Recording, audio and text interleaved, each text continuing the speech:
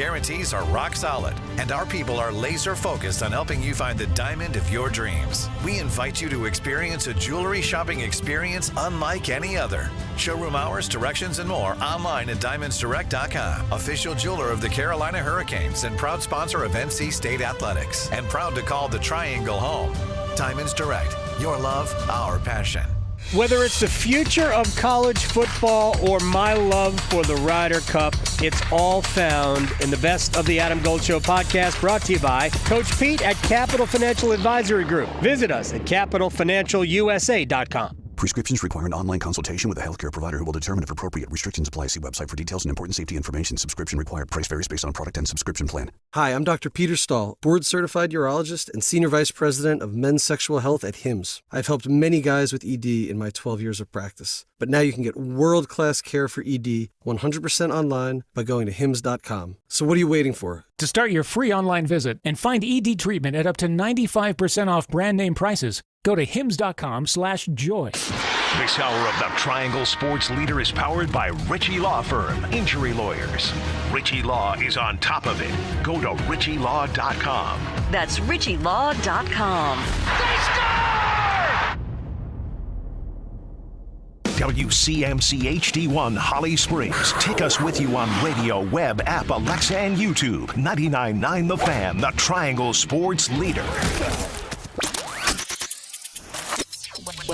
I'm WRAL meteorologist Elizabeth Gardner. Increasing sunshine as we head through the afternoon, but our wind is still coming out of the north, so it's cool out there. The high of just 59 this afternoon. Mostly clear tonight, mid-40s, and a nice weekend. Highs will be in the mid to upper 60s and sunny.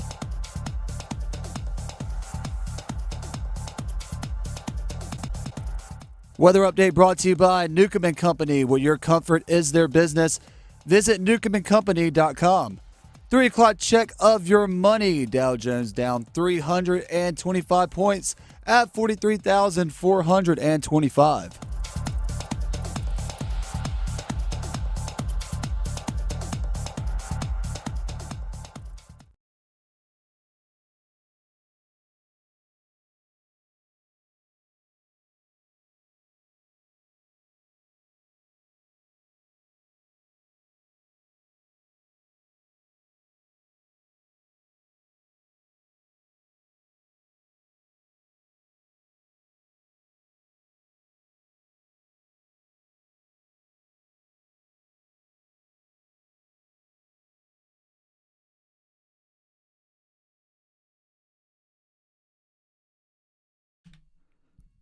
The Drive with Tim Donnelly here on 99.9 The Fan. Happy Friday to you all. I'm Tim Donnelly. Graham Hill producing the show, sitting in for Dennis Cox. He'll be hanging out with us for the next 3+ hours. And the Canes play tomorrow. And they're being tested in a way they haven't been tested yet this year. Mental test for the Carolina Hurricanes. Physical test for some of the players, but it's a mental test. The goalie situation, I would say not great. Yeah, do they need me to play goalie tomorrow night? I mean, do you have any experience? Are you afraid of the puck? No, the and answer yes. is yes and no, then go for it. You said no and yes, so maybe not your move. Pyotr Kochetkov, doubtful for tomorrow's game, didn't skate today at practice. Freddie Anderson, we've got an update on his status. He's the other of the 2 goalies that was expected to play the majority of the games for the Carolina Hurricanes this year. And the update is way longer than week to week. That comes from Rod Brindamore. Way longer than week to week. That's not great. That's why I'm saying it's not great. But that's what I'm talking about when I say it's a mental test. They're playing Ottawa tomorrow. Ottawa doesn't strike fear into my bones. They're not great. They're not bad, right? They're not a juggernaut. They're not a pushover that you'd think, oh, we can just send out our second string or our third string goalie and win this one. They're somewhere in the middle. So it's a winnable game even with 2 goalies out, likely. It's a winnable game even with Spencer Martin, who hasn't played a ton in the NHL. It's a winnable game even if, but You have to play well. You have to control what you can control, right? Rod Brindamore said it will be way longer than week to week. Matter of fact, we have that audio here. So, Graham, go ahead and fire up Rod Brindamore talking about Freddie Anderson and his anticipated return. Well, yeah, I think the update I was given was, we were hoping it was going to be week to week, but now it's going to be, I'd say, way longer. Let's just leave it at that, because I don't really have much to go on other than it's not week to week. That little chuckle after way longer. Not good, Bob. It's now, not saying he would actually cry, but it's the saying, right? You have to laugh or you'll cry. It's a tough situation for them to be in. It is a tough situation for them to be in, and they have to mentally overcome it. Well, it just feels like, what's the old expression? Time is a flat circle, and it's November 15th, and we're already back to having goaltender discussions as far as who's going to be in net. Well, we're going to have to dive into those stats because it really is. I mean, same time, same place next year, right? Hey, when's the trade deadline? Let's get all worked up. Let's talk about bringing in a goalie. Let's not do anything. See if these guys can get healthy. Like, same time, same place.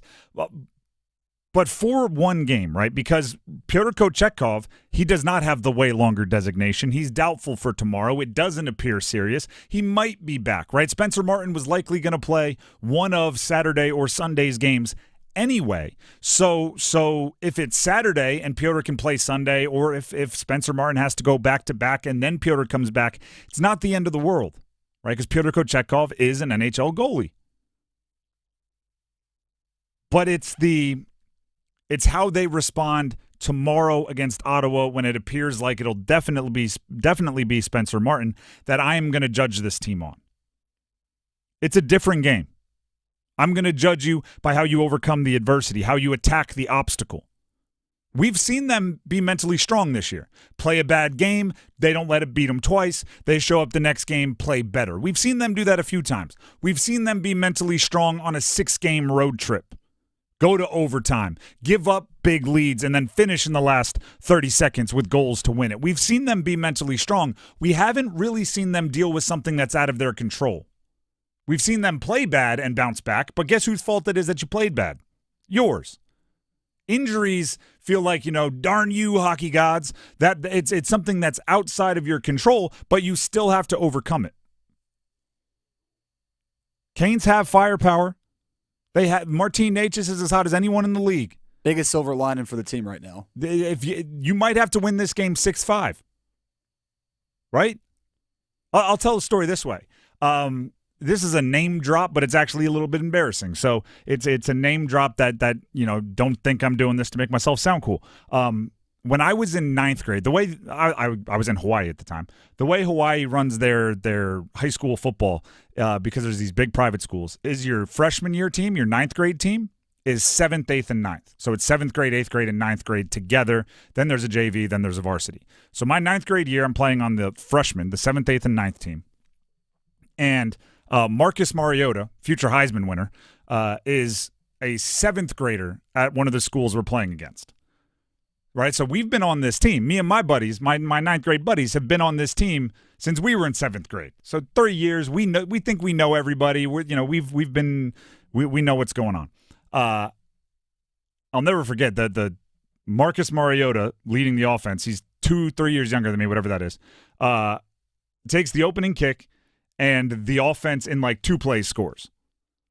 Now, that has nothing to do with me. I'm a quarterback. I'm not playing defense. I'm just watching going, wow, our defense is usually pretty good. They gave up one of our safeties who went on to play in college, very, very good player, very, very talented player, came up to me and said, I don't know who that kid is, but you all better score.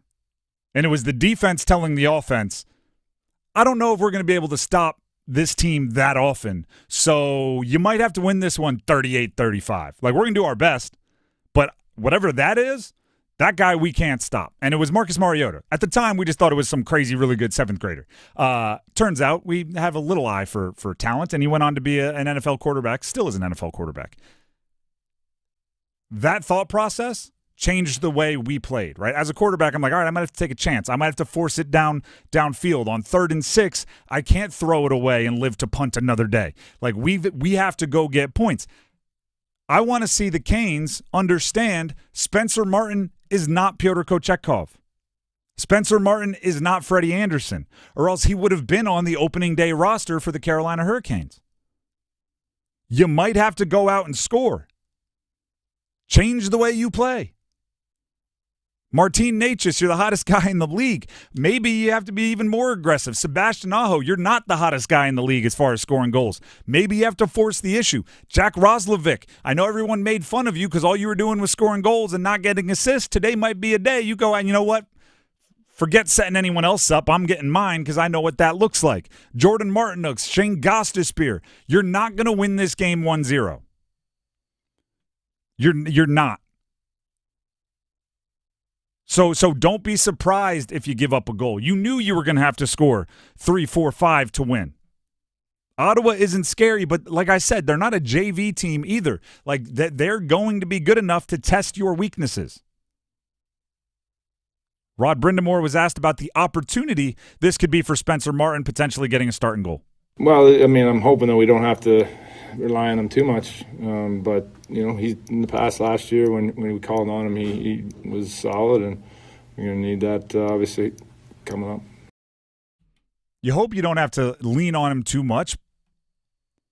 But like I said, this is an NHL game, right? It's not, hey, we're just going to focus on it and not have him face any shots. He's going to have to make saves. He's going to be leaning a little bit, but for me, the defensive groupings are going to have to be stellar tomorrow night. We can't see any breakdowns like we saw against Utah and against the Avalanche. No turnovers at center ice.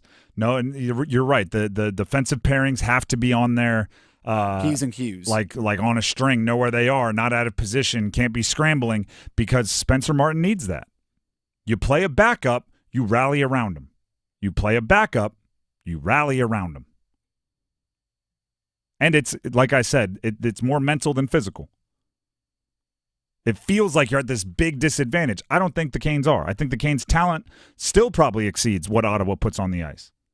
Just feels like you're at a big disadvantage because you, compared to you, when you're all healthy, you know, you are down a bit. And oh, by the way, Seth Jarvis still isn't playing, so there's another one that you're going to have to overcome. But you have talent in spades up there in the forwards, in the forward room. Rod Brindamore was asked about Seth Jarvis, and he was asked if he re-aggravated something from last season because we know it's an upper body injury. Here's Rod.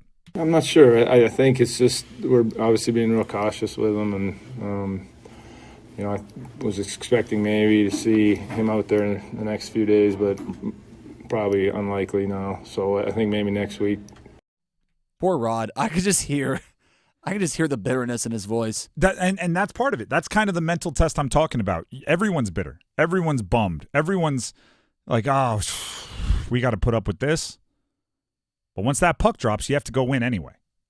At the end of the year, you're not going to have your you know, oh, they scored they totaled 102 points. They finished in third in the division, but you get 10 extra points because, you know, 2 of your losses came when you didn't have one of your starting goalies. Right. Like there's no explanation. You played right? 9 games in 15 days. Yeah. Oh, sorry.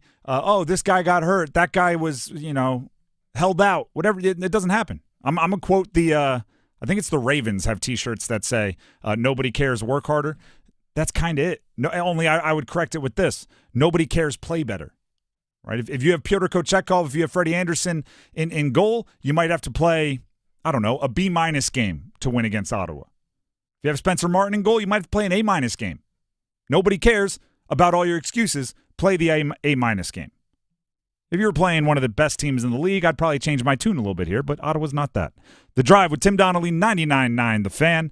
We have a full day for you. It's an awesome Friday. Graham and I will be along for the ride. Coming up next, UNC, Wake Forest, a little in-state football action tomorrow. What does UNC have to do? What is a UNC win and bowl eligibility is just on the other side of something. I'll tell you what that barrier is next.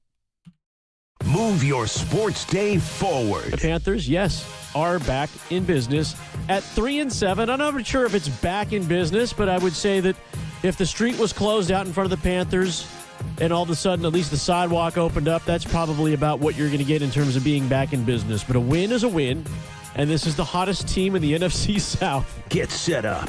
Join Next Up with Paul Ihander. Mornings at 9 on 99.9 The Fan, the Triangle Sports Leader. Breaking news coming in from Bet365, where every nail-biting overtime win, breakaway, pick six, three-point shot, underdog win, buzzer beater, shootout, walk-off, and absolutely every play in between is amazing. From football to basketball and hockey to baseball, whatever the moment, it's never ordinary at Bet365. Gambling problem? Call 1-877-718-5543 or visit morethanagame.nc.gov. 21 plus only. Imagine your team always looking and feeling their best in high-performance technical workwear. Cintas can make it happen. They have garments for almost every job imaginable. And with the Cintas Workwear program, you get freshly laundered garments delivered every week for everyone on your team. Great garments without the bother of laundry. That's a real perk for employees. Find out how Cintas can boost team image and morale. Visit Cintas.com. Oh, I'm ready!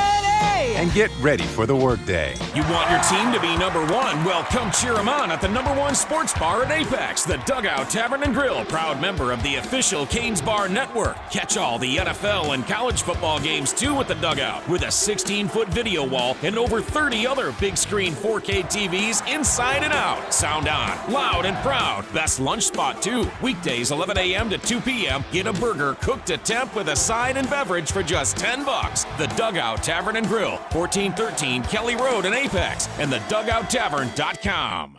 You ever try fixing your car and realize you're missing that one part? Yeah, been there.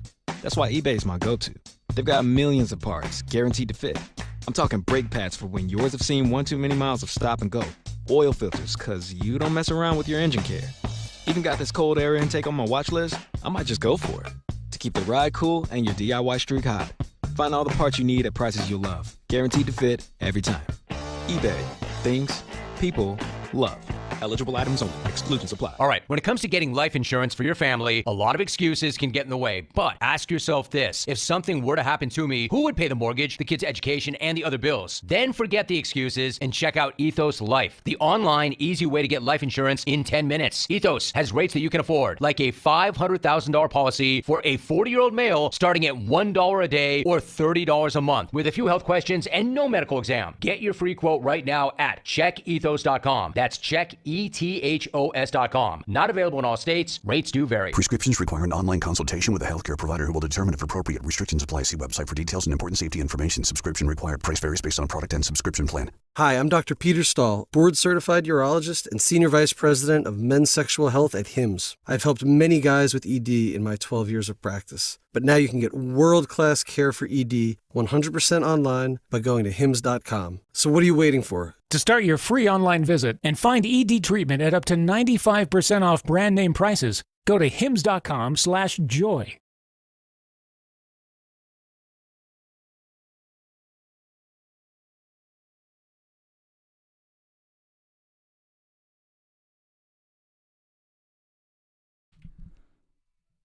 The Drive with Tim Donnelly, 99.9 The Fan.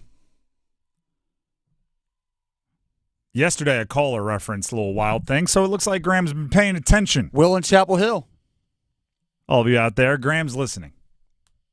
Do with that what you will. The Drive with Tim Donnelly, 99.9 The Fan. Will in Chapel Hill. We'll use Chapel Hill as the segue into the next segment. UNC football coming off a bye, hunting for bowl eligibility against Wake Forest this weekend. And the sixth win is hiding just on the other side of about 30 Omarion Hampton touches. Yep. That's kind of where I'm at with UNC. No disrespect to anybody else on that offense. There is room for other guys to eat, right? You could go ahead and give the Copenhaver the ball. You could work it to Jones or McCollum. There's a lot you could do, but all I know is if you have 70 offensive plays, 30 plus of them better end with the ball in Omarion Hampton's hands. Well, it just seems like over the past 2 wins, I almost said past 2 weeks, but I forgot they had another bye week. And every time we've walked into the bullpen on Monday and we're like, oh, Carolina won, what did they do? Oh, they ran the dang ball. Oh, I have some stats for you. UNC, you mentioned, already had one bye week. Then they had 2 dominant wins. Then they went into another bye week. Prior to that bye, the first one, they were on a 4-game losing streak. So you have to look at the 2 wins that have dramatically changed their season, which was a blowout win over UVA and a blowout win over Florida State. In those 2 games, Omarion Hampton had 29 touches and 35 touches. In those 2 games, he combined for 407 total yards and 7 touchdowns. That is absurd. And they become even more impressive when you add context. Against UVA, they were ahead 38-6 entering the fourth quarter. Against Florida State, they were ahead 35-11 with over 12 minutes to play in the fourth quarter. So you would think at that point they're probably looking to throttle down and not give the ball to Omarion Hampton as much as they'd need to in a close game, just to keep a little tread off the tires. So it probably should have been, could have been, and if they were hunting for statistics, would have been more. That's what it is. Then all of a sudden, they're the 19th ranked total offense team in the country, with the ground game doing a majority of the damage. It's here's a interaction I actually had in a text, and I think it shows exactly my feelings towards the UNC offense.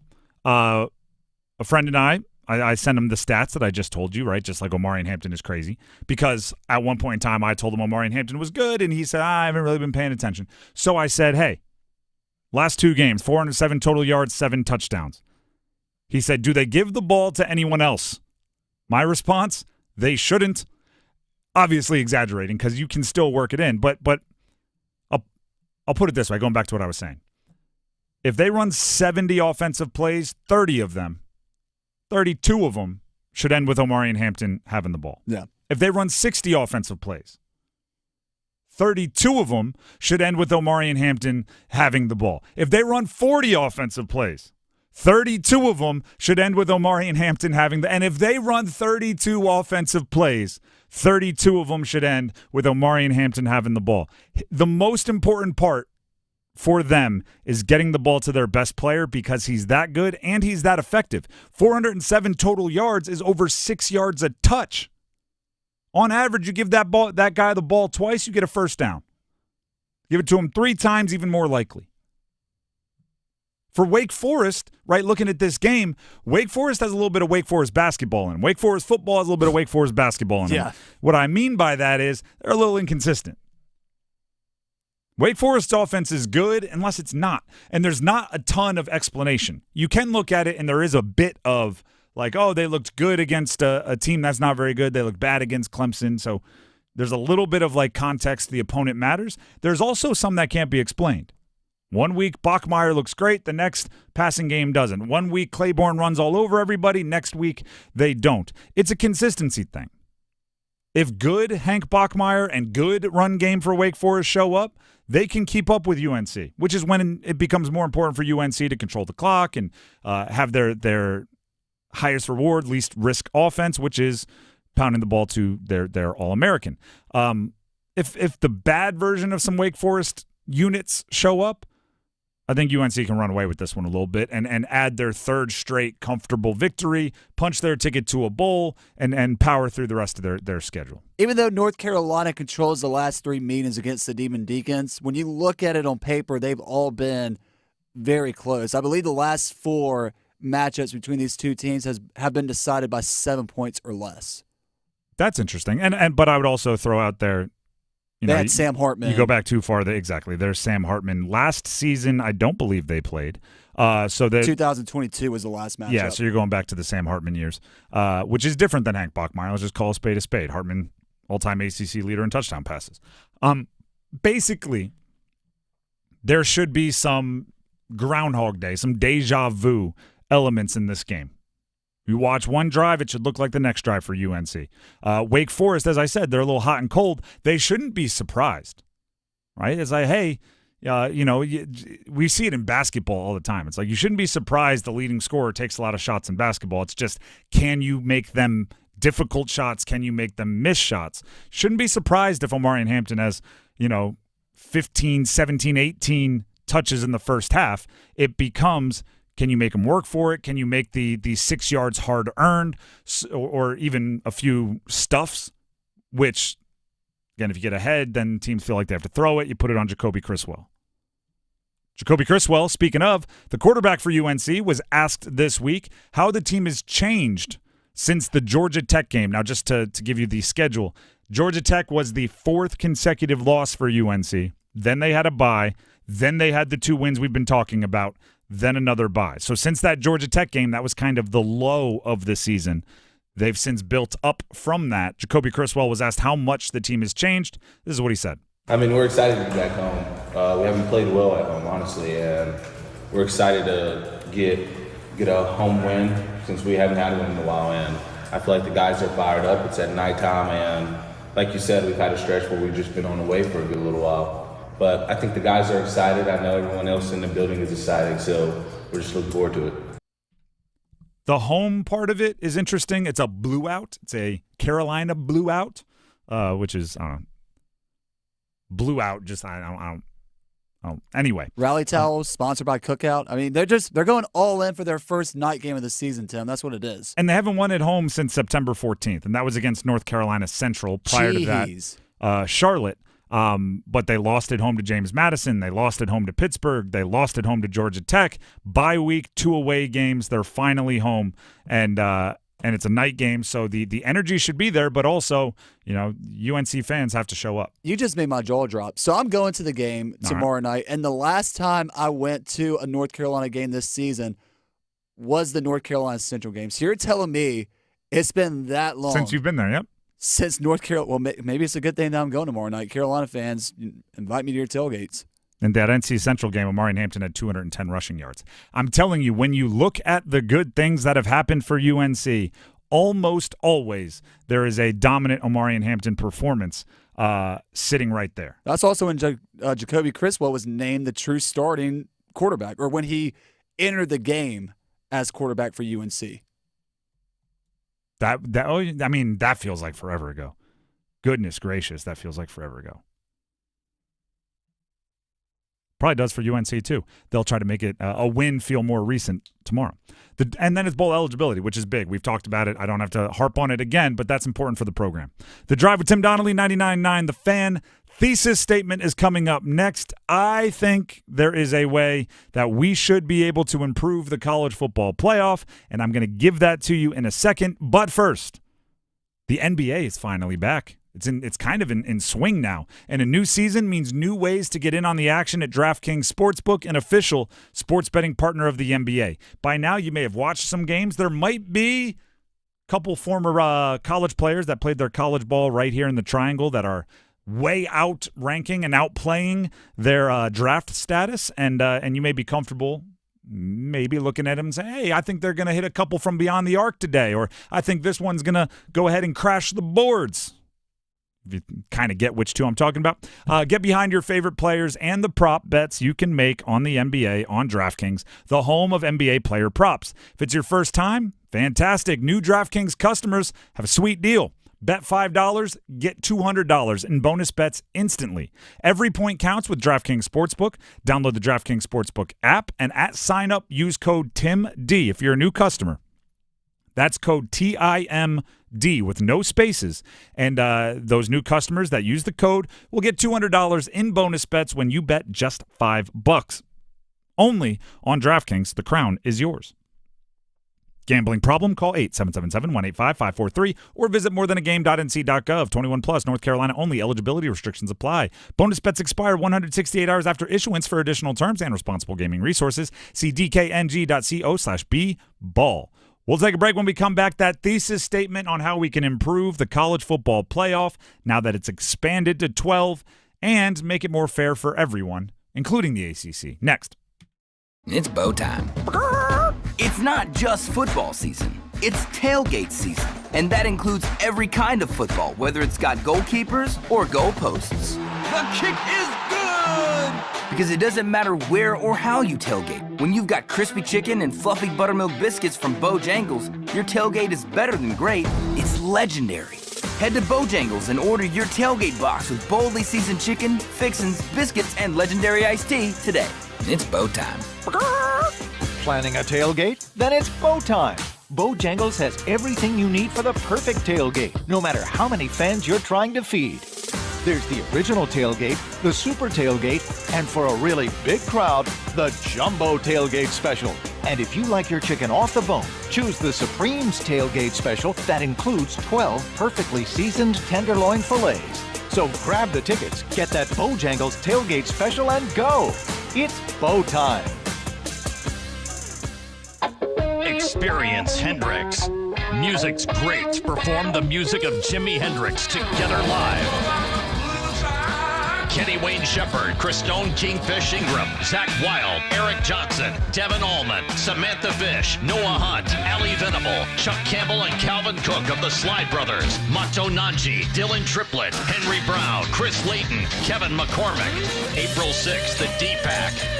Tickets on sale now at dpacnc.com.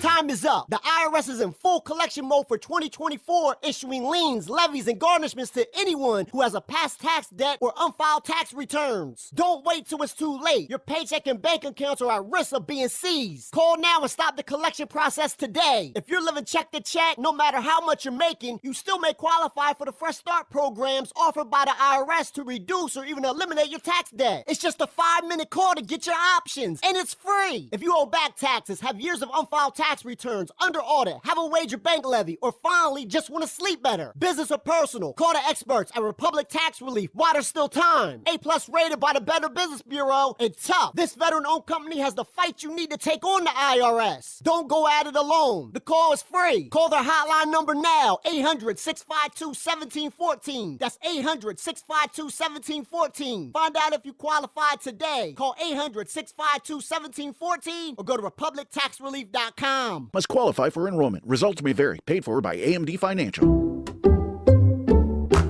Some people just know they could save hundreds on car insurance by checking Allstate first. Like, you know to check you have a full tank of gas first before road tripping through the desert.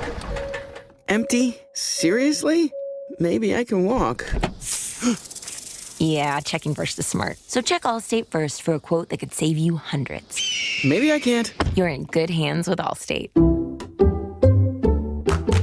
Savings vary. Terms apply. Allstate Fire and Casualty Insurance Company and affiliates, Northbrook, Illinois. The holiday rush is on, and Sound Station and Security is here to help. With the largest inventory on the East Coast, if they don't have it, we probably do. Did you know that Sound Station and Security can install Apple CarPlay or Android Auto on your car? Plug in your phone, have your texts read to you, see your navigation screen, play your music, and more with a gift of CarPlay or Android Auto from Sound Station and Security, with 2 locations on Glenwood Avenue in Raleigh and in downtown Smithfield. Online at myhotsound.com. It's Tim Donnelly for Window Nation. Right now, save 50% off all window styles, plus 0 interest for 5 years. Hurry, sale ends November 30th, so schedule an in-home estimate at 866-90NATION or visit windownation.com. That's windownation.com. This hour of the Triangle Sports Leader is powered by Ritchie Law Firm, injury lawyers. Ritchie Law is on top of it. Go to ritchielaw.com. That's ritchielaw.com.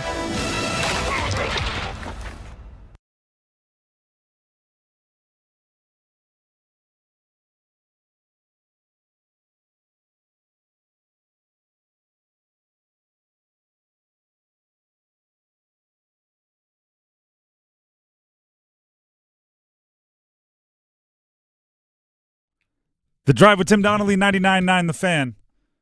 I was trying to wait for the beat to drop, but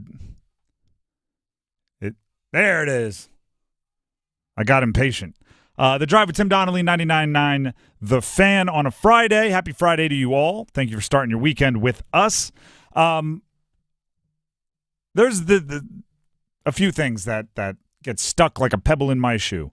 And one of them is the execution of the College Football Playoff Selection Committee. And I'm not even just upset for the teams that I like, the teams that I support, the conference that I support, not getting respect. Part of it is also I'm just a competitor, right? Former athlete.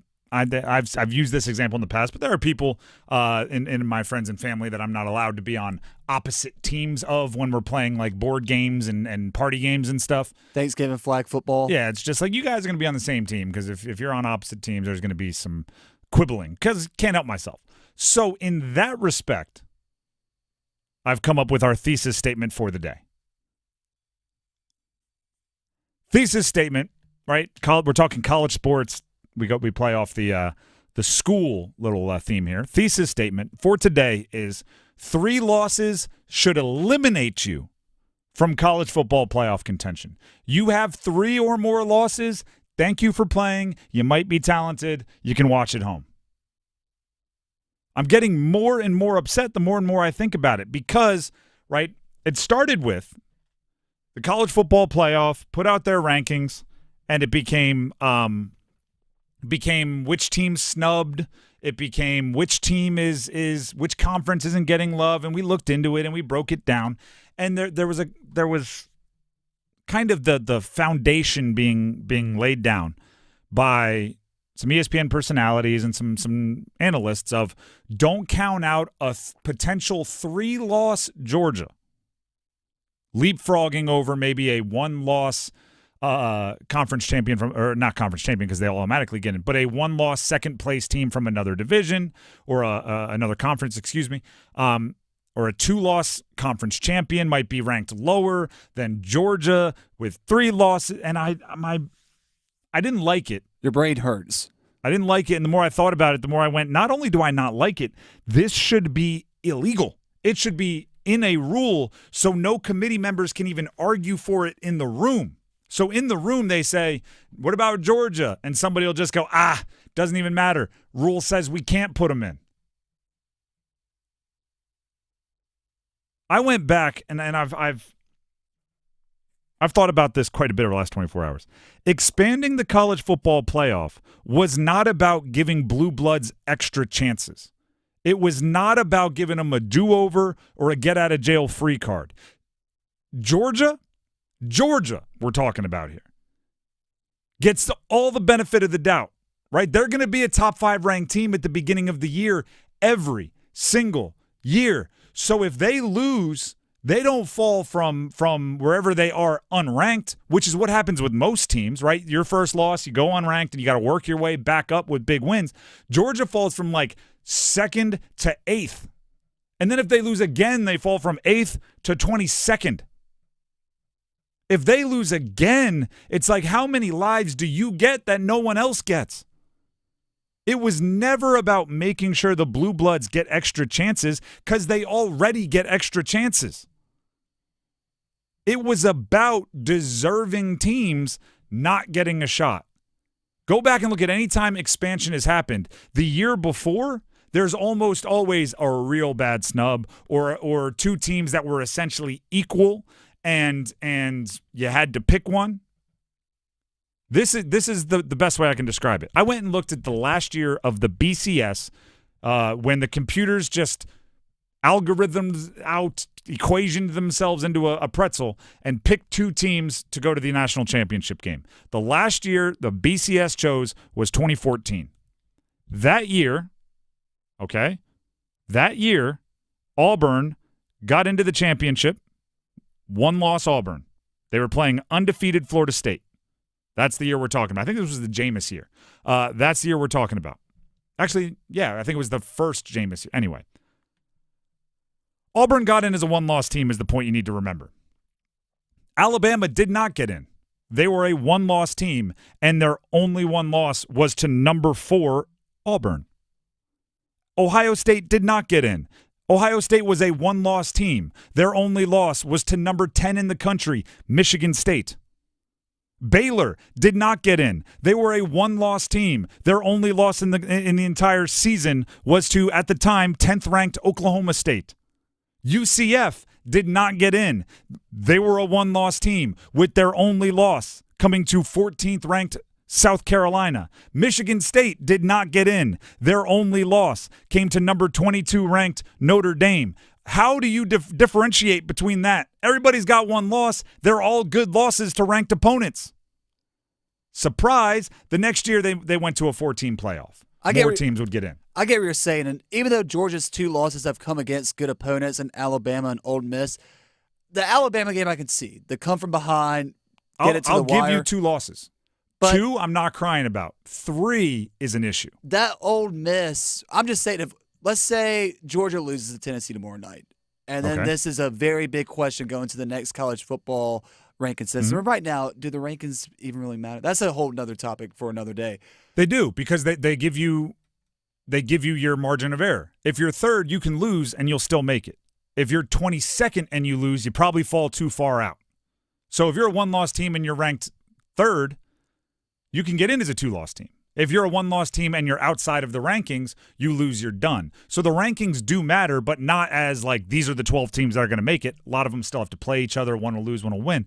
But it sets the tone for how important each game is for you moving forward. Right. And sticking with Georgia, I'm not trying to take anything away from Ole Miss. I love Lane Kiffin. I think they're a good football team. But the way Ole Miss just kind of, not manhandled, but dominated, especially at the line of scrimmage, it's very evident that this Georgia O-line this year is not like previous Bulldog O-lines that we're used to seeing. It's very clear that Carson Beck, quarterback play, is not used to the offensive play that we're used to seeing out of these powerhouse Georgia teams. I just don't think they're that good of a football team. Which, all valid points. I almost don't even want to get into the specifics of Georgia. At this point, I'm talking about everyone else. A 3-loss team, nameless and faceless, from one of the big power conferences, any year from now until forever. Eliminate them. If next year it's maybe the ACC has a great year and we're talking about State or UNC or Duke or something, they're 3-loss and people want to put them in, I'm going to have to sit here and stand on this and say, no, 3-loss teams don't deserve to get in. To me, the college football playoff, the flaw when it's too tight, when there's not enough teams, it's not that here's the thing. You're trying to find the best team. That's what the goal is, right? You're trying to find the best team in the country. But it's not about who you think is the best team. It's about who's shown you they are the best team. Right? Because it's extremely frustrating to say, like, okay, if Georgia played SMU, if Georgia has 3 losses and SMU has 2, and Georgia and SMU played against each other, who would be favored? There's no doubt in my mind it would be Georgia. Georgia would be favored by the sports books, and if I had to make a pick, I'd probably pick Georgia. But that makes the 3 losses by Georgia worse. They're one of the best, most talented teams. If you get 3 losses, it's a wrap. You've proven you're not the best team in the country. SMU maybe hasn't proven that they're not one of the best teams in the country, even if we can watch it and say the eye test. I'm tired of subjectivity. I'm tired of this is what I think, so this is what's going to happen. We play sports to finish it on the field. We keep score on a scoreboard. That's concrete. There's no debate. It's what I love about team sports. It's what I hate about like skateboarding or figure skating or any of that kind of stuff, because some judge is just going, I like the way you did that trick better than the way you did that trick, so you get more points. I'm going like, what makes you the end-all, be-all, completely unbiased judge? In football, you cross the line, you get 6 points. You kick it through the uprights, you get another. 7 points go on the scoreboard. You finish with more points than the other team, you win. That's the whole goal. I'm not like anyone sitting there going, oh, is that how it works? We all know how it goes. You lose 3 of them, you've proven you're not the best team in the country. 1 could be a fluke. 2, bad luck. 3, you're not showing up ready to play. Now you say all this, I'm thinking back to when I was watching the Pat McAfee show before we went on air. All right. They had Kirby Smart on because they're down in Athens for college game day and the whole business. And they had Kirby Smart on. And he said something that stuck out to me as far as it's very hard to play in the SEC. And I know I'm preaching to the choir right here. And he said, I don't think the SEC values losses on the road. And I'm sitting there thinking, here's my point. The SEC, Kirby Smart can sit up there and explain how tough it is to play in the SEC till he's out of breath. He can sit up there until he falls asleep and say the SEC this, the SEC that. I'll counter with this. If you're not the best team in the SEC, you're not the best team in the country. That's like easy transition of logic. If you're not the best team in the SEC, you're not the best team in the country. If you're the best team or the second best team in the SEC, sure, you might be. If you're the third best team and you haven't really gone up against the other 2, sure, you might be. If you've lost 3 games in the SEC or 2 in the SEC and 1 in a non-conference game, you're not the best team in the SEC, so you're not the best team in the country. If you're a 1-loss, second or third place team in another conference, you might be the best team in the country, right? Like I'm just trying to eliminate teams that we know are not the best team in the country. It's not about finding the best 12 for me. It's about finding the best 1, maybe the best, final 4. That's what I'm talking about. And this is, I'm pro ACC. I'll wear my biases on Front Street. I want the ACC to be around forever. I want them to go back to being the powerhouse they were 15, 20 years ago. Like, I am pro ACC, and I do not hide it. This has nothing to do with the ACC. I guarantee you a 3-loss ACC team isn't getting in. I guarantee you a 3-loss ACC team doesn't deserve to get in. The Drive with Tim Donnelly, 99.9 The Fan. Ironically, by the way, that's a thesis statement. That's kind of the difference between basketball and football. Basketball plays so many games that you can convince me that after you lost 7, 8 games that you're the best team in the country, because I have 20 some odd other games to prove things have changed. Football, it's like, we lost 3, but look at those other 8, 9 games. And I'm going like, that's not enough. You can't have a third as many good games as bad. Like, that doesn't work. So looking at a school like Duke, looking at a school like UNC, on the basketball side of things, they've already lost a game. I'm not writing them off. As long as they prove to me that whatever caused them to lose, they've fixed. And they have plenty of time to do that, plenty of games to do that, plenty of premier games to do that. Which, by the way, I guess I should mention with the 3-loss thing, I guess the only way that a 3-loss team should get in is if, I'm sure there's a mathematical equation where it could happen where there's no 2-loss teams. The best, if Team A beats Team B beats Team C beats, all the way around, and everybody has 4 losses. Again, don't think it's ever going to happen, but mathematically it's possible. So before somebody will actualize me on Twitter, I'd leave that as a loophole. I had a cool transition there going to basketball. I forget where I was. So let's just jump into basketball. Duke versus Wofford tomorrow. Duke basketball versus Wofford tomorrow. It's, I believe, a noon game. This is a more important game for Duke and John Shire than a normal Duke versus Wofford third or fourth game of the year should be. Anything you want to fix from the Kentucky game, which was, I wouldn't call it instant classic, but it was an instantly really good game, came down to the wire. Anything you want to fix from that game that you lost, this is your only chance to do it. You play Wofford tomorrow. You play number 9 in the country, Arizona, next Friday. Number 1, Kansas, the following Tuesday. 4 days later, you play Seattle U. That's going to be another game to fix some things. 5 days after that, you play number 5, Auburn. And then you're knocking on the door of ACC play. You only really have 2 or 3 more chances where you get an overmatched opponent to fix some things.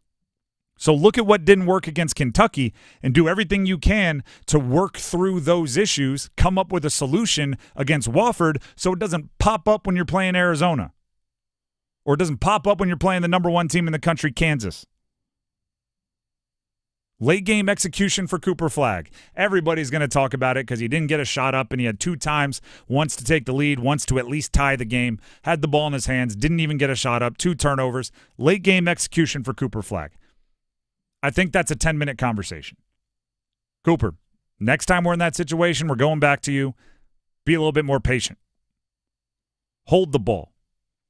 Go down to 7 seconds on the clock. Make a more decisive move early. Get to your spot. Get a shot up with 4 seconds left. Yeah, it's clear that Cooper Flagg has the green light because you even heard John Shire in the postgame following Kentucky say, we know we're going to be in situations like this down the line, so why not try to go ahead and ease him into the role of being a playmaker when we need it most? Just like, to me, it's give him the ball, top of the key, put your best defender on him, and say 3 dribbles, get a shot up. The only mistake he made on both of them was dilly-dallying, just too much dribbling. Eventually, you're going to lose the ball when you're playing a good team. Give them the ball, top of the key, clear out, put shooters on the other side, best defender you have on them in practice. Say you have 3 dribbles to get a shot up, and then say, hey, next time we have the ball in that situation, do that. I'm not worried about that. The 3-point shooting, I'm a little bit more worried about. Yeah, that needs to clean up a little bit. 16.7% shooting from 3. They were 3 of 11 in the first half. That's bad, not horrendous. They were 1 of 11 in the second half. That's an issue. I wrote down the order of operations, or not the order of operations, the order of the 3-point attempts. They went 3 of 11 in the first half. This is how the second half started. Cooper Flagg miss. Offensive rebound right back to Cooper Flagg. 7 seconds of game time later, Cooper Flagg misses again.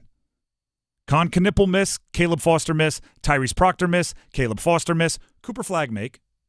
Mason Gillis miss, Con Knipple miss, Caleb Foster miss, Con Knipple miss. The last one coming after the game was over. They were down 5 with like 7 seconds left. I have to admit, I wasn't sure how to address this because I went back and watched all 11 threes in the second half. Shout out to whoever did on Twitter. There was an edit of all 11 threes. I counted 9 of them as significantly open jumpers. And the other 2 weren't bad. It's not like they were fadeaways at the 9 of them were shots that I don't know how you tell a shooter not to shoot them.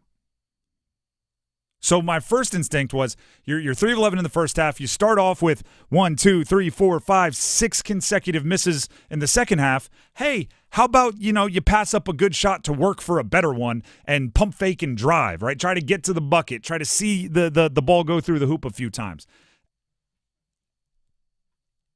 And then I had to withhold a little bit.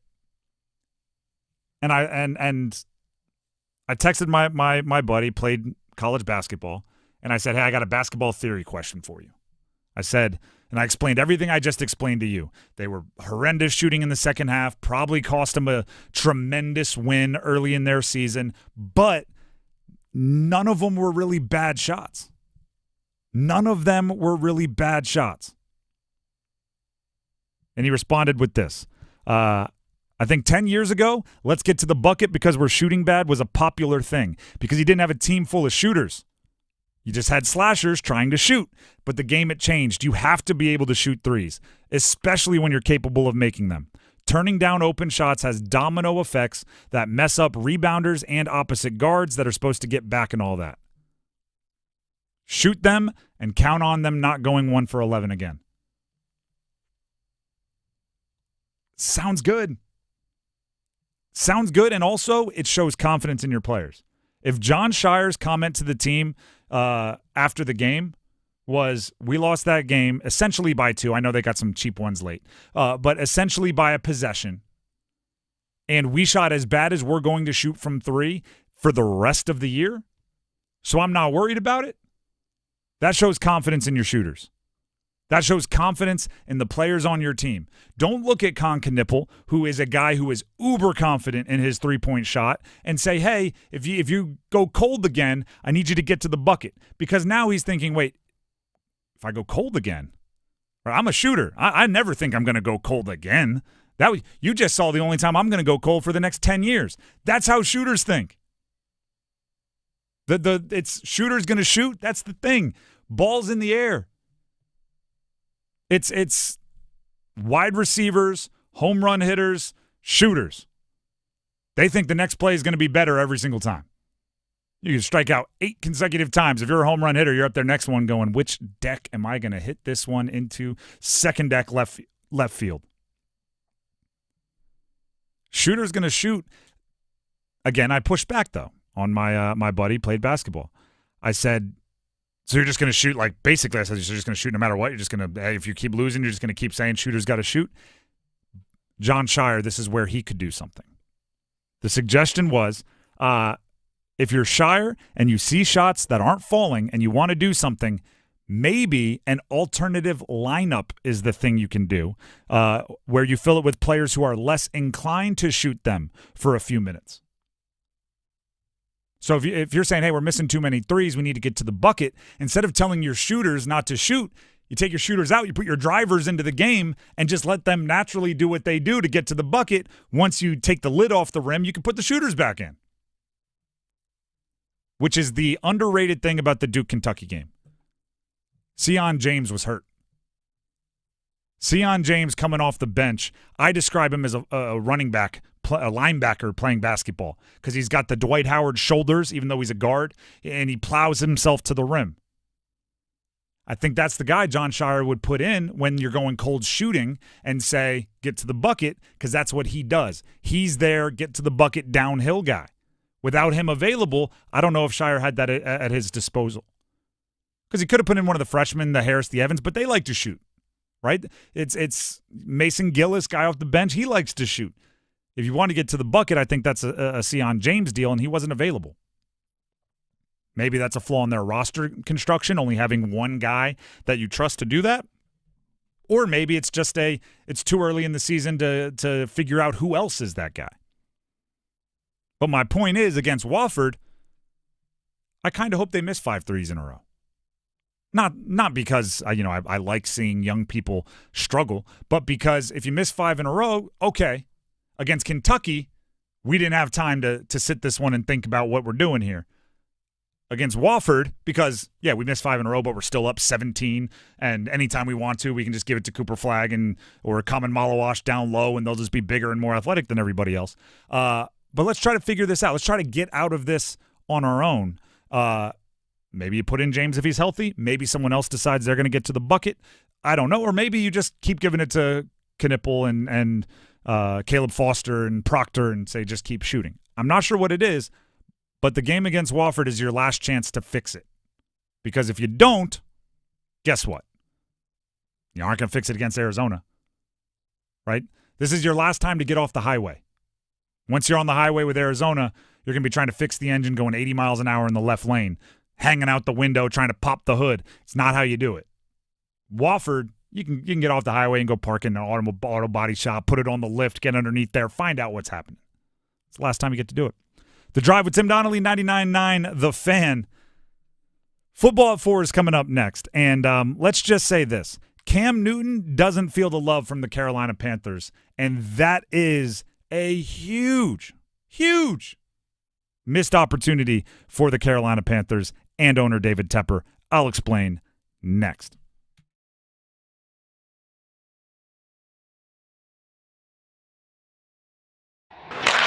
Hey, it's Adam Gold, and do you have a late-night craving for in-depth analysis on the Carolina Hurricanes and their latest game, their latest win, their pursuit of the Stanley Cup? Well, I can quench your thirst. I can feed that appetite on the Canes Corner podcast, the morning after edition, which drops the morning after every Hurricanes game. Get it wherever you get your podcast. Brought to you by the Aluminum Company of North Carolina. It's truck season at John Heister Chevrolet, and boy, do we have the sweetest Silverado deal for you. Right now, you can get that 24 Silverado 1500 you've had your eye on for up to $15,000 off with GM trade-in allowance and Costco private offer. Yes, up to $15,000 off a brand new 2024 Silverado 1500 right now at John Heister Chevrolet. See dealer for details on this sweet Silverado offer. Get off your keister and get to John Heister Chevrolet in Fuquay Arena. Together, let's drive. Caesars Sportsbook is the only sportsbook app with Caesars Rewards. Win or lose, every bet you place brings you closer to perks only Caesars can offer. Hotel stays, bonus bets, game tickets, and more. Download the app using the promo code Radio1000 and you'll place your first bet today. If you win, great. If not, you'll get it back as a bonus bet up to $1,000. Must be 21 plus and physically present in North Carolina. New users only must register using eligible promo code. First bet after registration must qualify. Max bonus bet $1,000. Bonus bet expires 14 days after receipt. Void where prohibited. See Caesars.com/promos for full items. Tribal Casino Gaming Enterprise is a licensed operator by the North Carolina State Lottery Commission. Know when to stop before you start. Gambling problem? Call 1-877-718-5543 or visit morethanagame.nc.gov. Morning people wake up for peace and quiet. McDonald's breakfast people, we wake up for the sweet rush of getting that warm, delicious breakfast right before it ends. Enjoy a savory sausage McMuffin with a fluffy egg for only $2.50. Be a McDonald's breakfast person. Get the most important deal of the day right after you wake up. Price and participation may vary, cannot be combined with any other offer or combo meal. Ba-da-ba-ba-ba.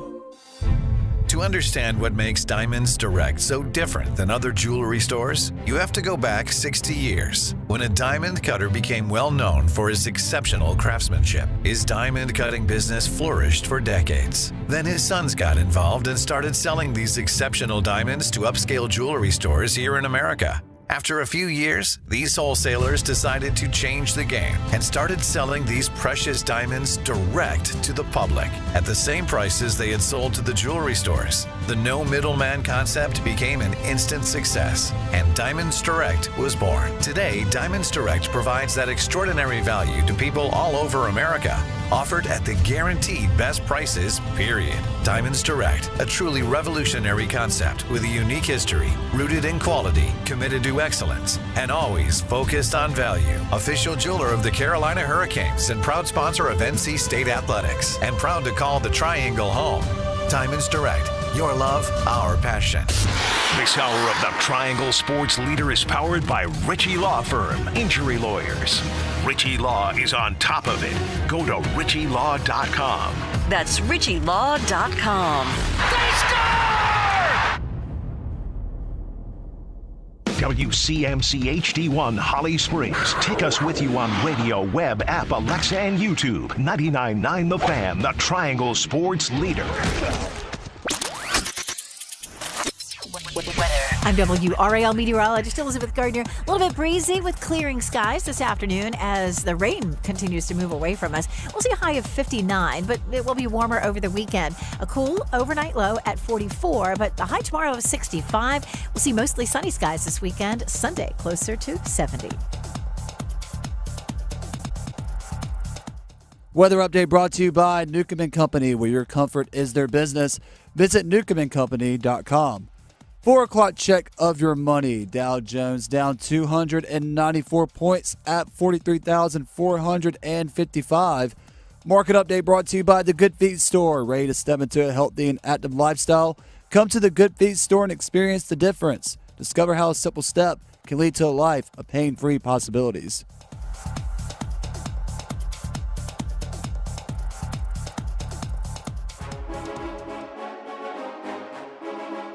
Let's move the chains.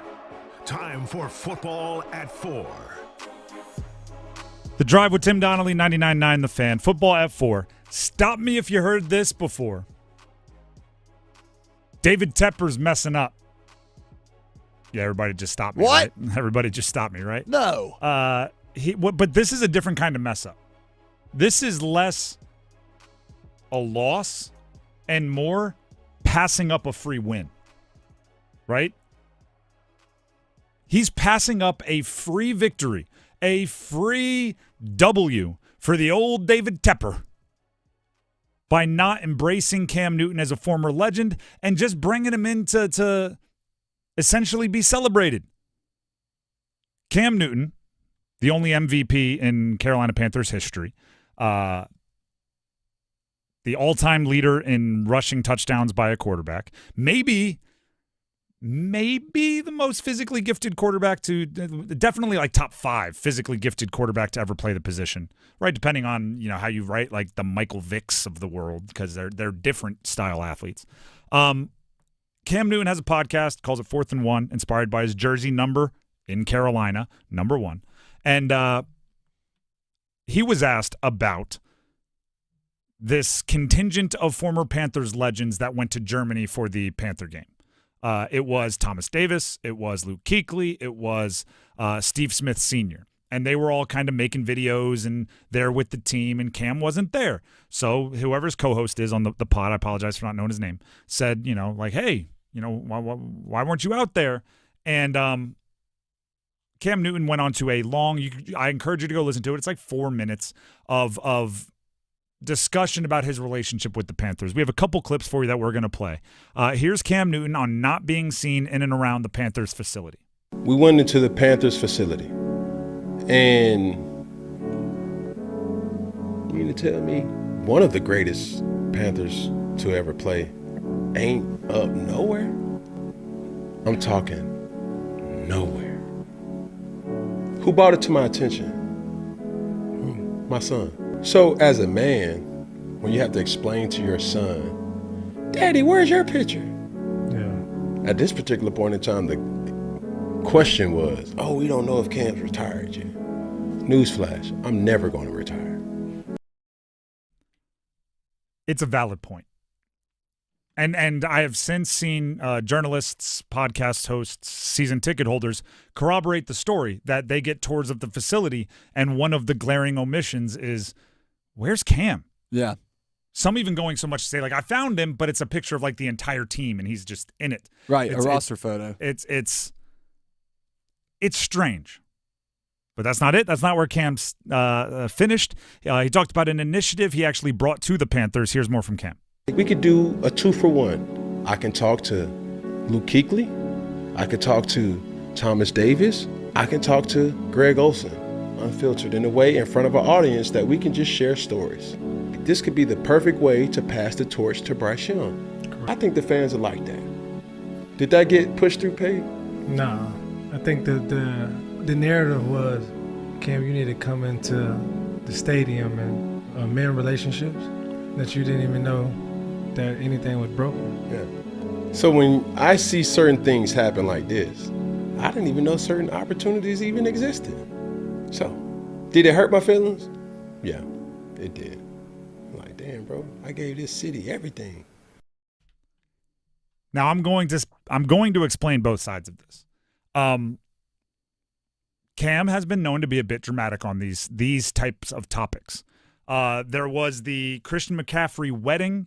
When Christian McCaffrey's wedding took place, there were a bunch of former Panthers there, Greg Olsen, on and on and on. Cam wasn't there. On his podcast, he said, I didn't get the invite. And then all of a sudden, a bunch of former Panthers, including Christian McCaffrey, said, like, I've texted you like 15 times in the last couple of years. You've never gotten back to me. I've tried reaching out. So I'm sure there's another side to the story. My point is, I don't care. Cam Newton criticizes the Panthers sometimes on his podcast. I don't care. This is an opportunity for David Tepper to A, be the bigger person, and B, get a free win. If I'm an owner, I want to make every move I possibly can that is universally beloved by the fans. I've had this conversation on DC radio talking about when Dan Snyder sold the team to Josh Harris, what would be my checklist of the new ownership in DC?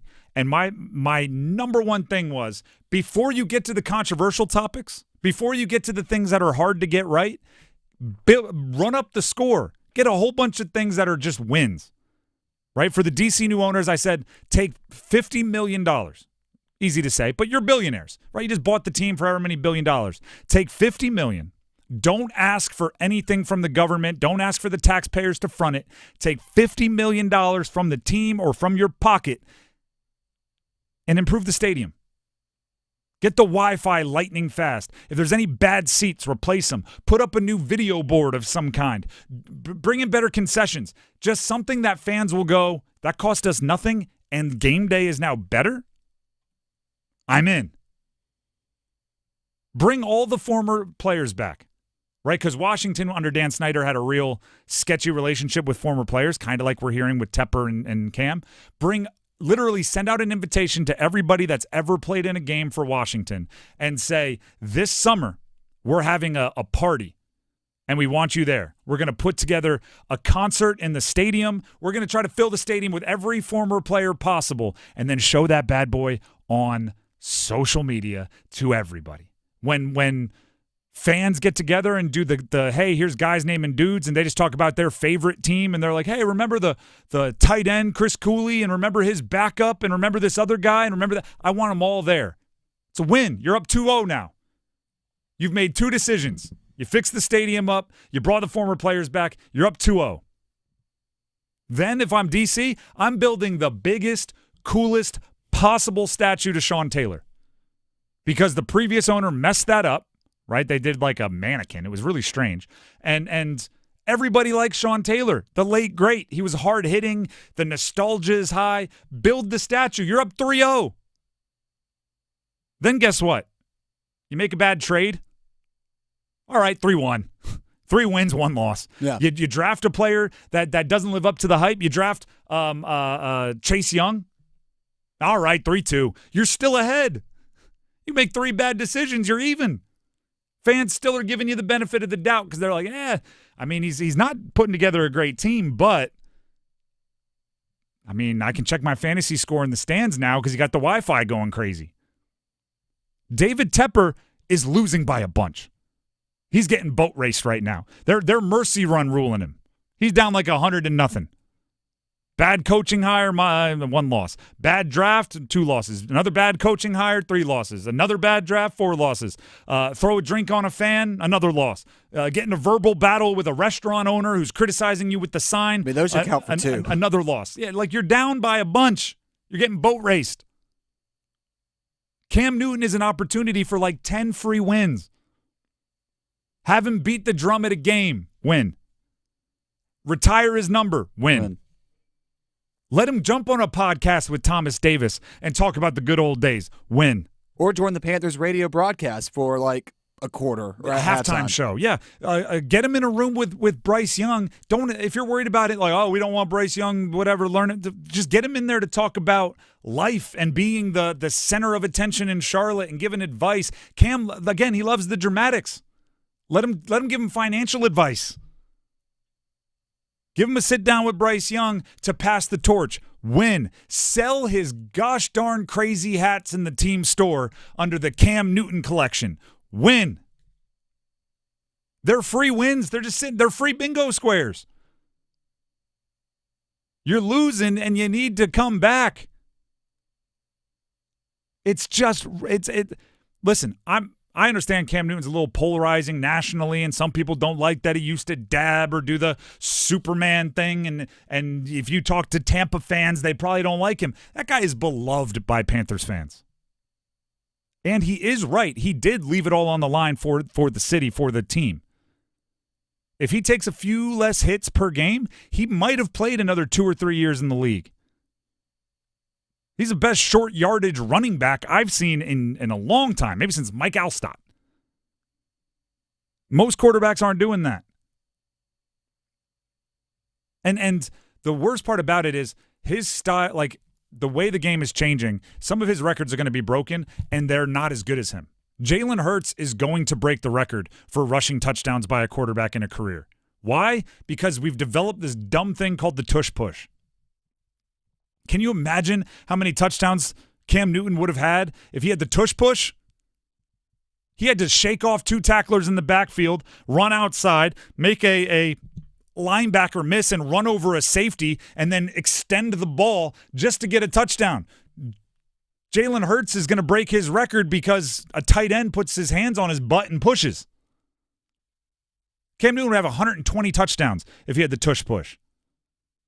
Celebrate him because history is going to – the further away you get from a player like Cam, the farther and farther down lists they're going to go. It's because he doesn't have a Super Bowl, and it's because he didn't play in a big market. The further you get away, the more history is going to move on from him, and that's wrong. I'm not saying it's right. I'm just saying it's what happens. Look at Dan Marino. Dan Marino, when he retired, Dan Marino, when I was growing up, after he retired, he was mentioned with the Joe Montanas and the best of the best to ever do it.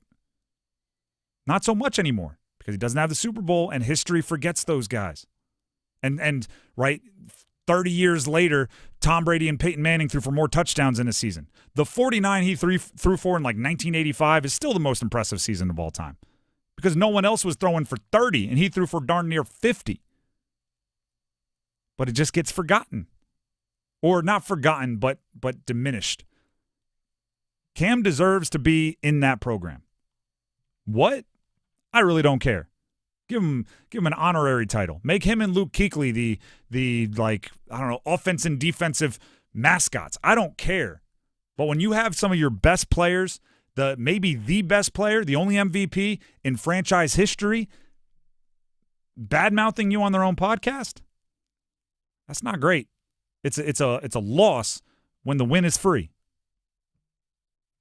The Drive with Tim Donnelly, 99.9 The Fan. Speaking of losses, I did not lose yesterday in the ladder challenge. Dennis hit, Graham hit, and I hit. So we roll it over and keep it going. Ladder challenge coming up next. Move your sports day forward. The Panthers, yes, are back in business at 3-7. I'm not sure if it's back in business, but I would say that if the street was closed out in front of the Panthers and all of a sudden at least the sidewalk opened up, that's probably about what you're going to get in terms of being back in business. But a win is a win, and this is the hottest team in the NFC South. Get set up. Join Next Up with Paul Ihander. Mornings at 9 on 99.9 The Fan, the Triangle Sports Leader. It's bow time. It's not just football season. It's tailgate season. And that includes every kind of football, whether it's got goalkeepers or goalposts. The kick is good! Because it doesn't matter where or how you tailgate. When you've got crispy chicken and fluffy buttermilk biscuits from Bojangles, your tailgate is better than great. It's legendary. Head to Bojangles and order your tailgate box with boldly seasoned chicken, fixins, biscuits, and legendary iced tea today. It's bow time. Planning a tailgate? Then it's bow time. Bojangles has everything you need for the perfect tailgate, no matter how many fans you're trying to feed. There's the original tailgate, the super tailgate, and for a really big crowd, the jumbo tailgate special. And if you like your chicken off the bone, choose the Supreme's tailgate special that includes 12 perfectly seasoned tenderloin fillets. So grab the tickets, get that Bojangles tailgate special, and go. It's bow time. BetMGM presents Upping the Action with Jamie Foxx. It's basketball season, baby. When you're playing with BetMGM, you don't need to be 7 feet tall with a 7-foot wingspan to get into the action. Oh, you're betting with the big boys now. I'm talking over points, under assist, and exact rebounds all day. Fadeaway jumper from the left wing hitting nothing but net type of vibe. This basketball season, download the BetMGM app. And get up to $1,500 back in bonus bets if your first bet doesn't win. BetMGM and GameSense remind you to play responsibly. See BetMGM.com for terms. 21 plus only. U.S. promotional offers not available in Nevada, New York, Ontario, or Puerto Rico. Gambling problem? Call 1-800-GAMBLER. Available in the U.S. for New York. Call 877-8-HOPE-NY or text HOPE-NY 467-369. Arizona, call 1-800-NEXT-STEP. Massachusetts, 1-800-327-5050. Iowa, 1-800-BETS-OFF. Puerto Rico, call 1-800-981-0023. West Virginia, visit www.1800gambler.net. First bet offer for new customers only. Subject to eligibility requirements. Rewards are non-withdrawable bonus bets that expire in 7 days. In partnership with Kansas Crossing Casino and Hotel. The Black Friday sales event is happening right now at John Heister Chrysler Dodge Jeep Ram in Lillington, and the savings are huge. Get $13,000 off any new 2025 Ram 1500 Bighorn, or take advantage of 0% for 72 months on a 2024 Jeep Grand Cherokee 4XE, Chrysler Pacifica 4XE, Dodge Hornet RT, or a 2024 Jeep Wrangler 4XE. Awesome choices and savings, so get off your keister and get to John Heister Chrysler Dodge Jeep Ram in Lillington. This hour of the Triangle Sports Leader is powered by Ritchie Law Firm, injury lawyers. Ritchie Law is on top of it. Go to ritchielaw.com. That's ritchielaw.com.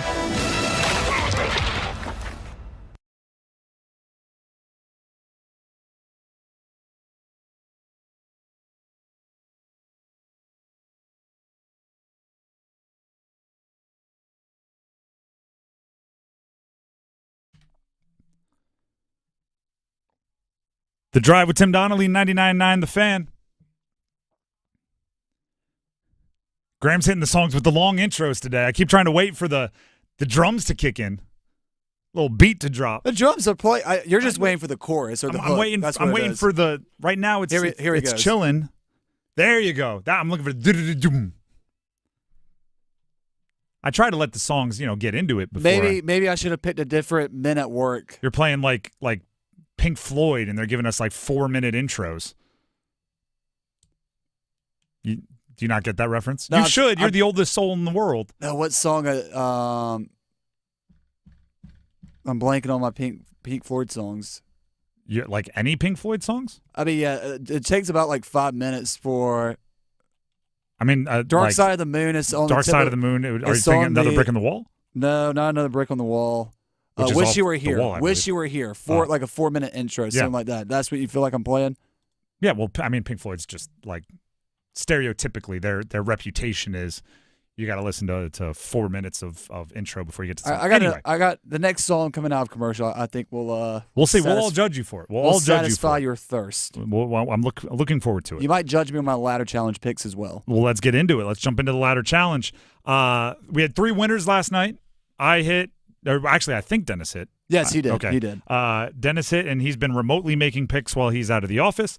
Graham also hit. So I'm actually competing against both Dennis and Graham. I'm fielding assaults from all sides. Oh, wait, I didn't think I put my bet in. Hold on. Well, I'll get it started. Okay, I hit. I'm up to, in the competition with Dennis that lasts the entire week. I am up to $19.11. So I have a minus 800 bet here that will go up to $21.49 if it hits. And the bet is simple. It is Jared Goff to throw 1 or more touchdowns against Jacksonville. Jacksonville, not playing good football right now. Starting quarterback Trevor Lawrence was just ruled out. Starting running back, or 1A, 1B running back, Tank Bigsby was just ruled out. They also give up the 4th most passing touchdowns per game in the entire NFL. Also, these are the good reasons why I like Jared Goff 1+ touchdowns. Amon-Ra St. Brown, just one wide receiver for the Lions, has caught a touchdown in 7 straight games. That's pretty good. So if Jared Goff has a receiver that's caught a touchdown in 7 straight games, well, if that continues, he will hit this bet. Jared Goff has thrown at least 1 touchdown in every game except Week 2 against the Bucs, and that wasn't even a bad game. He threw for 307 yards in that game. And Amon-Ra St. Brown did take a pass down to the 1-yard line before getting hurt, so he couldn't stretch as much as he wanted. That might have been a touchdown. And then there's this other thing, right? I like to look for narratives. The reason why I love Jared Goff on 1+ touchdown against Jacksonville is because Jared Goff threw 5 interceptions last week on Sunday Night Football versus Houston. And Ben Johnson, their offensive coordinator, is a monster. He's a very, very good schemer. So he knows that through the first, 9 weeks, Jared Goff threw 4 interceptions. And then he threw 5 in Week 10 alone. And he is going to want to basically get Goff going and get him back onto the confident side of things just to wipe last week out of memory. So they're going to make sure Goff has a good day. They're going to scheme open some wild ones. Jacksonville stinks. At least 1 touchdown for Jared Goff. Then my money will hit, and I'll be up to $21.49. I'm going to go with Dennis first. He did hit last night with Kucherov of Tampa Bay Lightning getting 2+ shots on goal, so he's up $26.70. Tonight he's sticking with hockey. He's going to go with the Vegas Golden Knights, but rather than 2 shots on goal, he's going to go over 2.5 Utah Hockey Club, which is Vegas, over 2.5 goals against the Utah Hockey Club at minus 725, which would pay him out $30.30. He's doing well. Still a long time to go. We're halfway through the month. By the way, the same bet that I placed for my competition against Dennis, I'm placing for my competition against you. I'll just a little bit less money. I'll win $13.21 if that hits. I won $1.41 last night. There you go. So you're up to $11.41 in total ECU cash. Winning straight up, and for a 38-31 game, a tight one as the Pirates knocked off the Golden Hurricanes.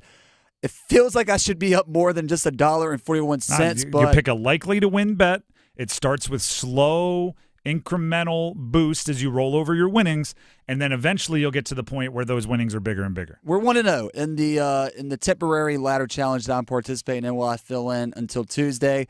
I don't know if this next bet's so simple, Tim. I'm big about placing some sort of wager for a game that I'm going to. Okay. You want to be a little extra invested? Yeah. And since I'm going to North Carolina versus American tonight, you can't bet on individual stats, of course, in college.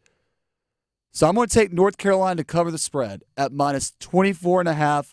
$10 pays out $8.77.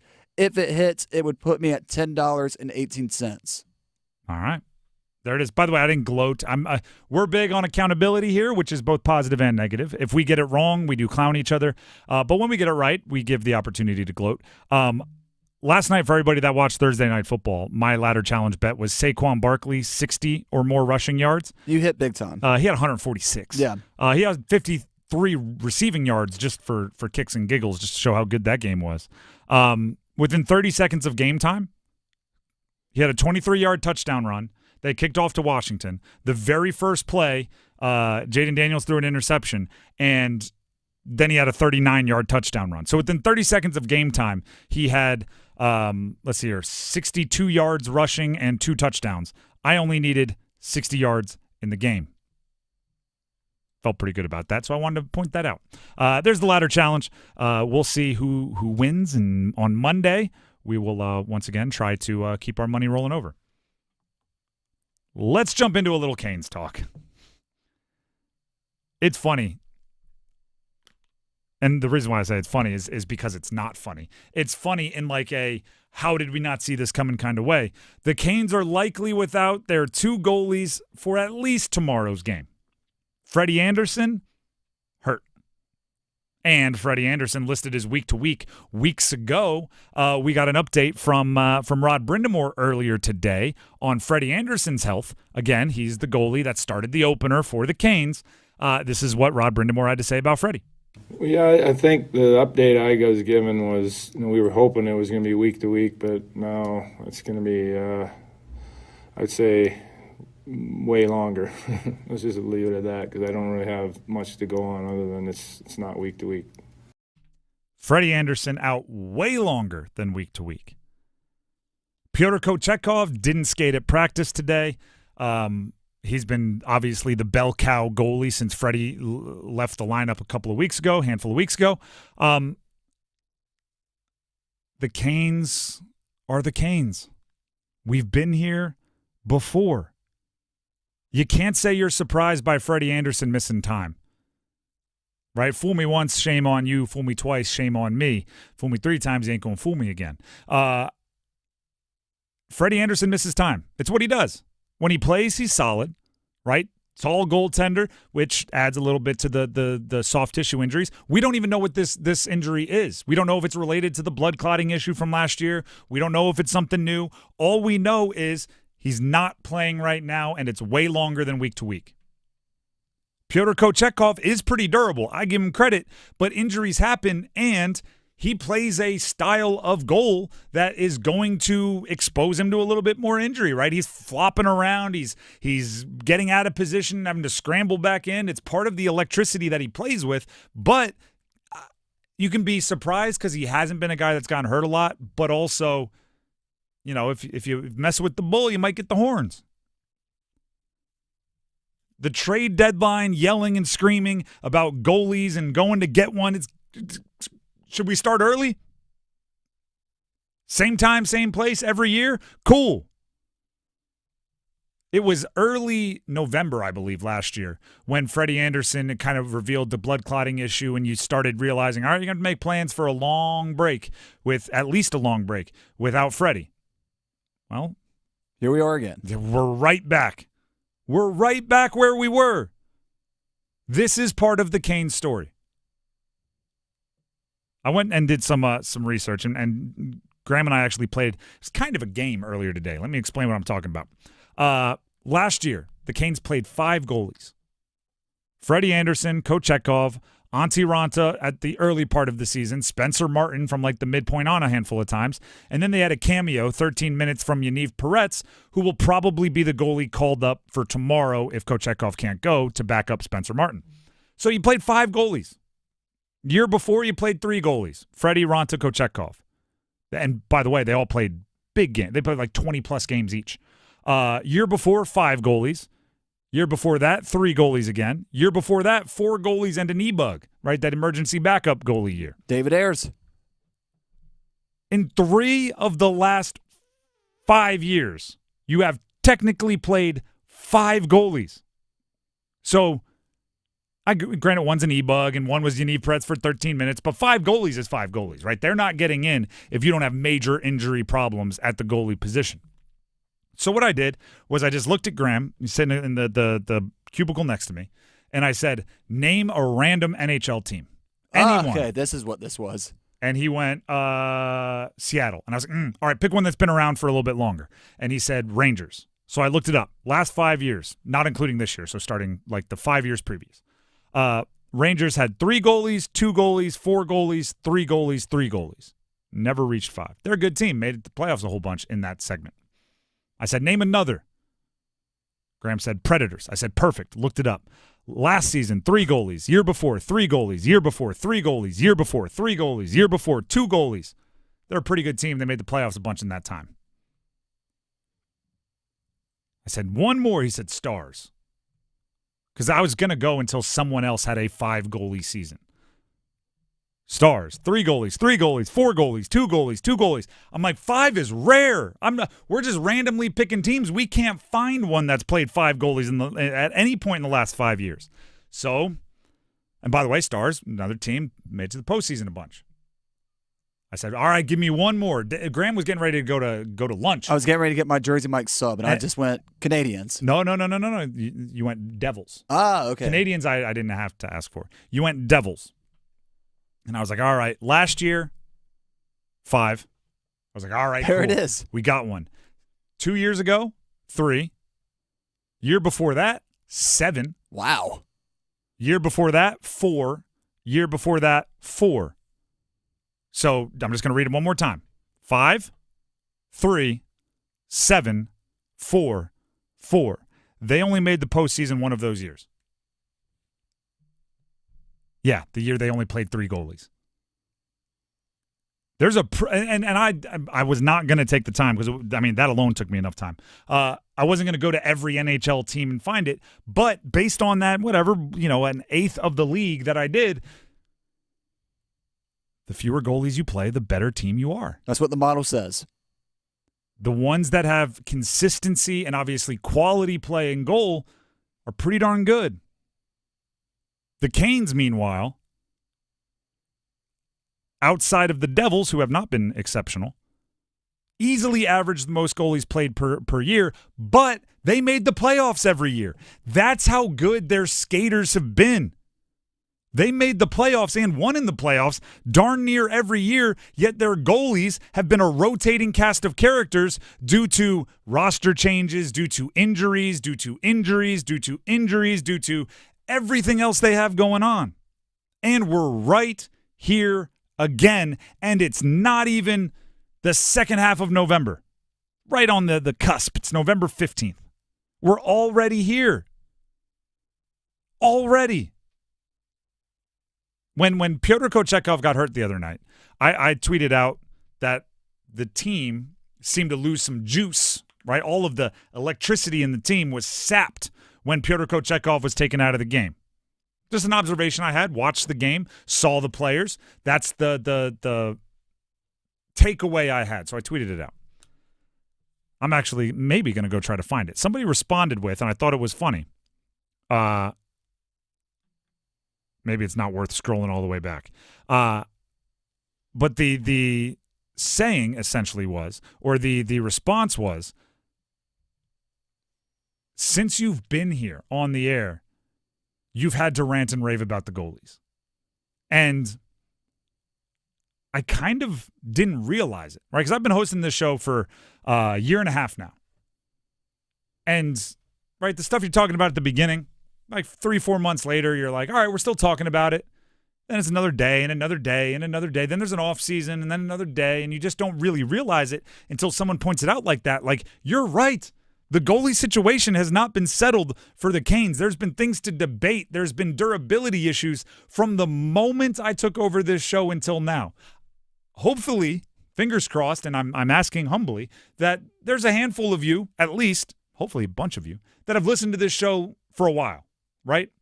And you gave me a chance, and you're listening. And it is insane to think of how long ago it felt that I took over this show, and to think we're still having conversations about this. I've been arguing Pyotr Kochetkov should be over Freddie. I've been arguing remember when the Minnesota Wild came through Raleigh right before the trade deadline last year, and some were hoping that Marc-Andre Fleury would just stay?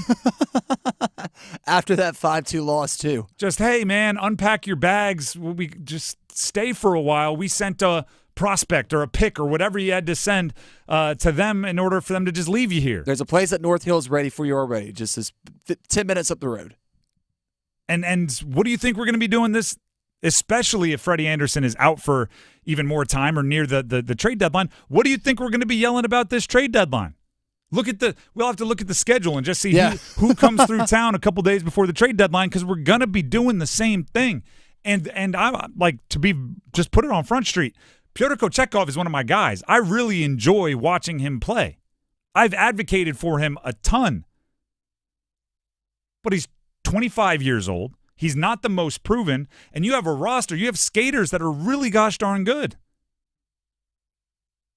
Goalie, those one-off positions, quarterback, goalie, right? The ones that the kind of entire franchise hinges on, you really don't want those positions to hold back a great rest of the roster, but they can. And there's two ways to do it. One would be not playing well at those positions. One would be not being available and consistent at those positions. I've seen teams put together great rosters, and if you don't have the quarterback, it's like, man, this football team's not going to play well. If you put together a great roster and your goalies can't stay healthy, can't stay available, or can't pretty consistently have high-level play, you'll be like, man, this roster's never going to reach their potential. And I know it's not easy, right? I'm not like, saying, hey, go find an elite goaltender is kind of like saying, go make $1 million. It's like, oh. Yeah, go find me a winning lottery ticket. Tell me how. But how long do you wait before you kind of expect it, right? You're just going to keep doing the same thing over and over again. You're going to keep getting the same results. It's wildly frustrating. And there might not even be any one person to blame, but it's like everybody could have done something a little bit. Everything could have done, the previous GM could have done something. This GM could have done something. Maybe Rod could have done something. Maybe a player could have done. There might be a lot of other options out there. There might be no other options, but I'll tell you right now, it is frustrating to sit where we sit. I love the scenario that you just made as far as going back to last season when the Hurricanes did play the Wild, and the joke was, Marc-Andre Fleury can just stay in Raleigh. The NHL trade deadline this season is March 7th. Okay. The Hurricanes play a home game on March 6th. Their opponent, the Boston Bruins. Ooh. There's a lot of talk about a whole bunch of goaltenders being moved in and out of Boston over the offseason. There's some goaltending issues up there right now in Boston. So just putting it out there. Keep it out there. I'm gonna. Well, hopefully Anderson's back by then. Hopefully Pyotr Kochetkov doesn't miss long. But I'll tell you right now, if that's what holds the team back, you won't see my jaw on the floor. You'll see my mouth flapping because I'll be screaming things like I've been screaming the last 10 minutes. But I will not be shocked. I'll tell you that much. The Drive with Tim Donnelly, 99.9 The Fan. Quickly here, we have a few minutes. Were you at the ECU Tulsa game? Were you in attendance or were you just watching? No, I was not in Oklahoma. Right, it's Tulsa. What am I thinking? It was the first road game for the interim staff. But ECU got the dub. How about it? They beat Tulsa, dramatic fashion. Give us your first observations, and there's one point I want to make. Well, it's very clear that in interim head coach Blake Carroll's first two outings as interim head coach, he didn't have to sweat too much with a blowout win against Temple, a blowout victory against Florida Atlantic. I said yesterday that in just those two games combined, ECU's offense had scored 105 points. His third outing and first test on the road tested not only his nerves, but a lot of ECU fans' nerves. It took a handful of mistakes that included 4 turnovers, 12 penalties, and a missed extra point to scrape by with an emotionally draining 38-31 win that came down to a 4th and goal defensive stop on the 1-yard line by ECU to not only beat Tulsa for their 3rd straight win since Blake Carroll has taken over, but to become bowl eligible. There's my elevated pitch on the game last night. Here's the point I want to make. You brought up interim coach Blake Carroll. Do you know who it's really tough for to watch ECU have a game like they did yesterday? Mike Houston. Yep. But I think you're putting your finger up saying, wait, I'm coming into the same place you are. That's kind of brutal. And I've talked about this as a player that's been benched. You want your team to win because there's people you care about, but part of you is like, I want them to win despite what what my replacement did, right? Like when I was benched, and it happened in college for a period of time, I wanted the team to win because like my best friends were the linemen. My best friends were the wide receivers. I didn't want them to suffer, but I wanted like our team to win despite the quarterback throwing like 100 bad interceptions. Because and that's the cynical part of me. I'm not proud of what I'm saying, but that's how every competitor works, right? When Bryce Young got benched, Andy Dalton went in and played really well. I'm sure Bryce Young wanted the Panthers to win. I'm sure he didn't want to make it look like the whole reason the offense was not playing well was because of Bryce. Makes sense. Mike Houston had to watch ECU fall behind and then have the coaches make adjustments, have everybody rally, have everybody play all the way to the finish. The marks of like a well-coached game, even if the execution was poor early. He had to watch that, and I'm sure that was kind of a bummer. Right, I'm sure he wanted ECU to win despite like bad timeouts being called and a weird fake punt that didn't work. Like he wanted the coach to, hey, it wasn't me, but they still won. Mike Houston went out and tweeted this after the game. Congrats to the players and coaches on becoming bowl eligible, especially this senior class. For many of them, this is their third bowl game in 4 years, and for a couple, it is their first. Love this group, very proud of them, and excited for them. I think that's well executed by Mike Houston. Yes. One, I'm sure he genuinely does care about the players, and he wants them to go win. Two, for many of them, it's their third bowl in 4 years, is a bit saying, I was doing a pretty good job. Like, it's a little bit of a jab, which you just got fired. Jabs are warranted. It'd be weird if you were lovey-dovey the whole way. And then love this group, very proud of them, excited for them, end with the emotions. I think that's a very well-executed tweet by Mike Houston, the former coach, and it's a win that was well-executed by Blake Carroll. I was just going to say, in 3, it still shows that Mike Houston is generally a good dude, and if you're a college football program needing a head coach or a coordinator, do you think that was a little audition? That says a lot about character. That's like when you're on a first date, you shouldn't just talk about how your ex is crazy the whole time because that's a red flag. Is that what you're doing? Right. Like, I have a good relationship. Tell me more about yourself. What do you like to do? Look at Graham with the moves. Get them talking about themselves. Graham, you are a Casanova. I think that's obvious. The Drive with Tim Donnelly, 99.9 The Fan. We have real bold predictions coming up. So you just heard Graham, the Casanova. He is going to be playing the bell and the buzzer for real bold predictions coming up next. Everyone deserves a fast and reliable connection. One that helps better their everyday through the things they value most. Friends and family, education and career. A connection that opens pathways to opportunity and builds roads to a better future. At Spectrum, we're committed to delivering just that every single day. Because with the right connection, anything is possible. That's Life Unlimited. That's Spectrum. The Emirates NBA Cup is here. You can win big getting in on the action at DraftKings Sportsbook, an official sports betting partner of the NBA. All 30 teams split into 6 groups every Tuesday and Friday, playing for the right to advance in the single elimination in-season tourney, culminating in the NBA Cup Championship in Vegas.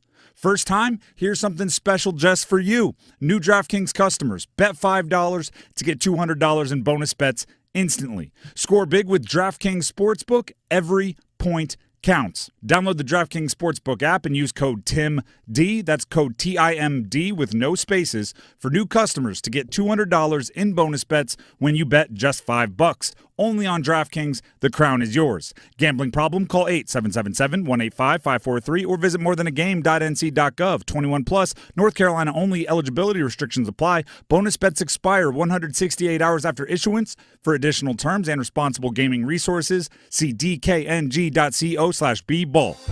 Our favorite reason to choose Diamonds Direct over any other jeweler? Free service for life with no fine print. That's right. When you buy your engagement ring or any piece of jewelry at Diamonds Direct, you will never have to pay a dime in the future for sizing, cleaning, or routine maintenance. Even if she accidentally knocks out a side accent diamond, Diamonds Direct will replace it free. Now, other stores claim to offer warranties, but the catch is that they won't honor it unless you bring your ring in for regular inspections. But at Diamonds Direct, inspections inspections are never required. There's no gotcha clause, no fine print, no looking for ways to void the warranty. Plain and simple, at Diamonds Direct, we stand behind what we sell, and we're committed to service it at no charge for life, period. Diamonds Direct, the jeweler you can trust with a no questions asked 100% free lifetime warranty with no strings attached. Come see us to learn more. Official jeweler of the Carolina Hurricanes and proud sponsor of NC State Athletics, and proud to call the Triangle home.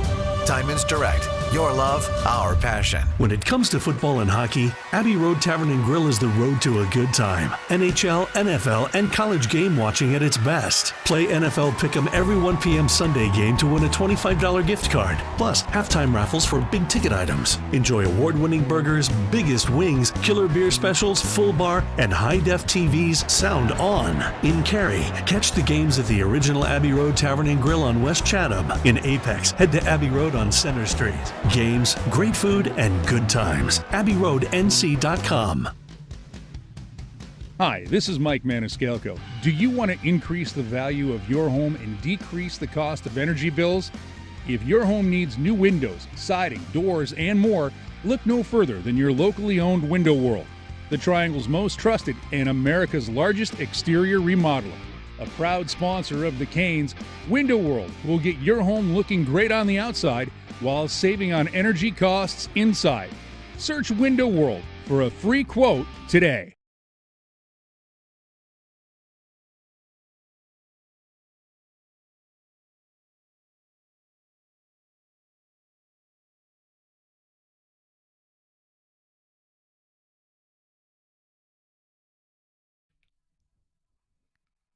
The Drive with Tim Donnelly, 99.9 The Fan. This is a solid rejoin song. Better? I'm with you, Graham. Better? Okay.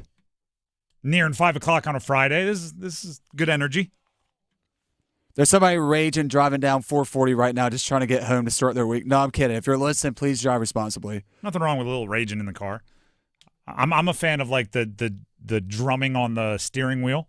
Nothing wrong with it. But it is time right now for real bold predictions, so we do have to move on. It is real bold predictions. The way this works, it's the only place in sports media where our bold predictions have a certified, authenticated checks and balances system to make sure that they're bold. So basically what happens is I make a prediction that I think is bold. If it is bold, you will hear the bold enough bell. Bold enough horn when Graham is producing the show. If it is not bold enough, you will hear the not bold enough buzzer. If I get a buzzer, I have to make it bolder on the spot until I get the bold enough horn, and we go from there. This is simply because it frustrates me when other media shows of different kinds do bold predictions. Then they go like, here's a bold prediction. Chuba Hubbard's going to run for 30 yards this week. And everybody goes, whoa, that's so bold. And then when it's right, they go like, great job on your bold prediction. And I'm like, that's not bold. The guy's averaging a bunch more than that, like per half. So we'll get it started with little Canes. I'm going Martin Necas. 2 goals versus Ottawa, at least 2+. I'm talking goals scored, not points. I'm talking 2 goals scored versus Ottawa. 2 goals and 2+ goals and 3+ points.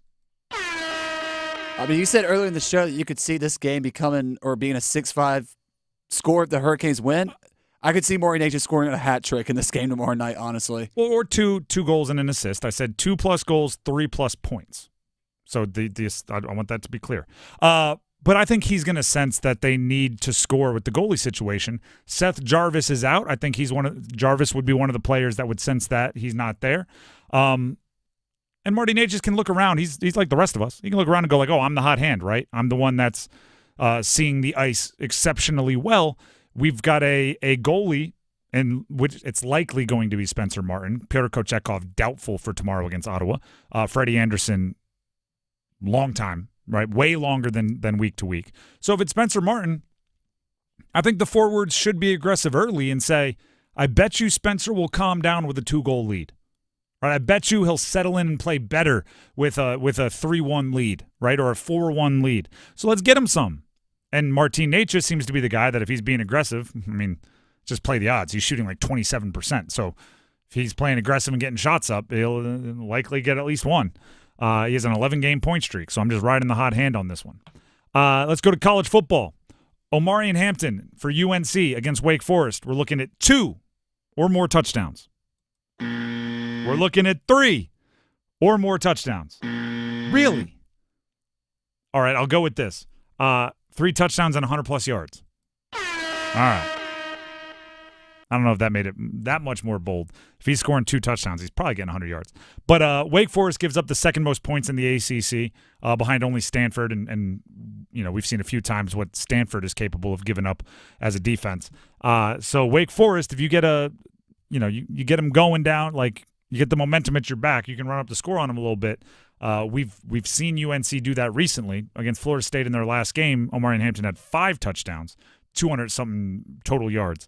So I think he has another game like that. I think they give him the ball a bunch. I'm hoping they give him the ball a bunch because that's when UNC is at their best. Bowl eligibility is right on the other side, as I said earlier, of about 32 touches by Omarion Hampton. Let's go basketball, a little college basketball action. Tomorrow against Wofford, Con Knipple, 4 threes or more. Making you think. All right.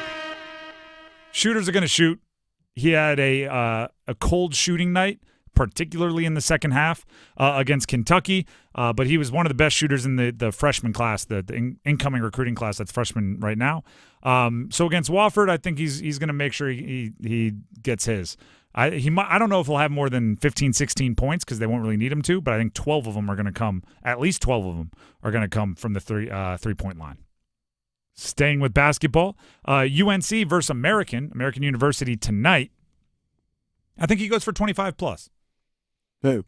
RJ Davis. RJ Davis? Did I not say that? RJ Davis, 25+. 28+. I probably should have just gone with 25+. I mean, if RJ Davis is having to score close to 30 against American, then I don't think he's going to have to. He's either just messing around and having fun or something's going terribly wrong for the Tar Heels. I don't think he's going to have to. But we haven't really seen him catch like a patented RJ Davis heater where, there's a streak every now and then where it just seems like he can't miss.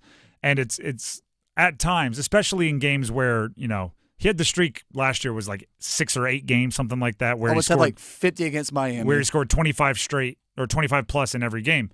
Some of those it felt like it was necessary, like he had to win. The Miami game was one of those. But then there were a few times where it almost felt like he reluctantly scored 25. Right. Like it was, I don't know, everything I throw, it's going in. So I'm trying to set everybody else up. I'm trying to get this guy going, but like he stumbled into 28. He had 16 against Kansas, and then in that game against Elon where he Carolina kind of needed a push. Who did they get their push from? RJ Davis late. 24 points. But it wasn't the RJ Davis run. It felt like he had to work for it. Right, okay. He hits a couple of season or handful of season where it's like it's I don't even know what's happening. I'm just scoring. I think he gets one. Haven't had one yet. He's due. Not a ton of local ties games going on. So let's go to some of the bigger games. Sunday Night Football. I've been making one pick for Sunday Night Football in every Real Bold prediction. I have Joe Burrow for 3 or more touchdowns passing versus the Chargers.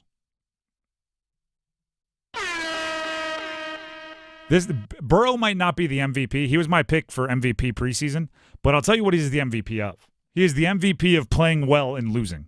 He has 2 of the best games I've ever seen in losing efforts, both against the Ravens this year. T. Higgins is back, which helps him with the wide receivers. Chargers are good, and the Chargers are favored by 2.5. Burrow's still going to – and Jamar Chase is still going to go crazy. So give me Burrow 3+. I don't know if they win. Defense is bad, but I think Burrow gets his. Next Real Bold prediction, SMU, who is at the moment kind of the best non-Miami challenger for the ACC to make the college football playoff. SMU football loses to Boston College at home. SMU is favored by 18.5. I don't think Boston College is better than SMU. I think SMU is significantly better than Boston College. Boston College recently benched their quarterback, Thomas Castellanos, and he left the program. So they're reeling a bit. But the way this ACC season is going,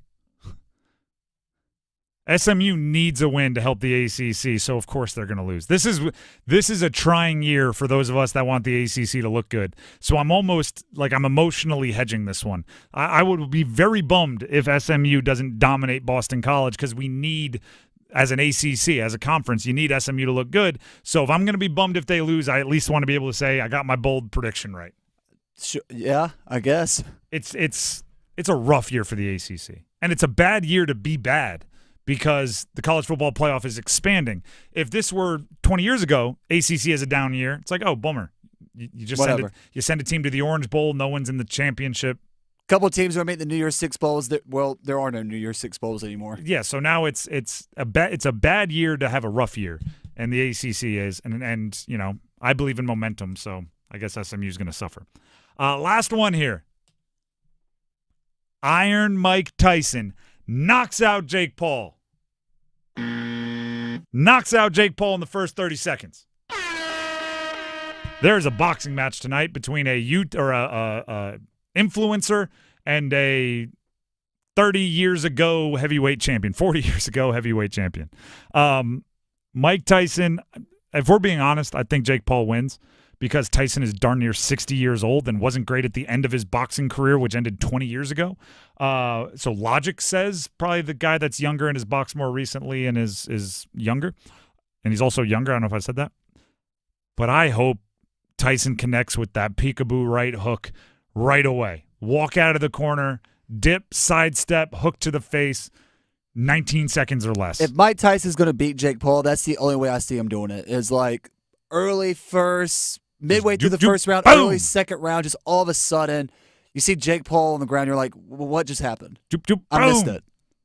Back when you used to buy the Tyson fight and then be done 5 minutes later, you didn't even get to eat your wings. Yeah, you go to get a beer out of the fridge and you come back and all your friends are like freaking out. And you're like, what just happened?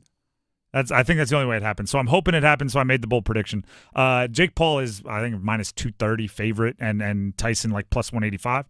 So it's not a big favorite, but it's enough. And I see why Paul would be favored. It's just, I don't know how boxing got to the point where this is the biggest event of the last however many months. I don't know how it got there, but we're here nonetheless. The Drive with Tim Donnelly, 99.9 The Fan. We have the starting five coming up next, including audio from one of the greatest Panthers of all time saying he's not sure he's welcome in the facility. Stick around.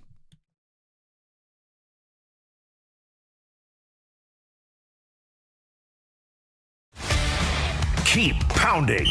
Panther Talk. Panthers Playbook. The Paw Print. Follow your Carolina Panthers all season with us. Officially a 36-yarder. Jansen snap. Hackers hold. Pinero's kick. It is up. And Eddie wins it for the Panthers in OT. Your home for complete Carolina Panthers coverage. 99.9 The Fan. The Triangle Sports Leader. Morning people wake up for peace and quiet.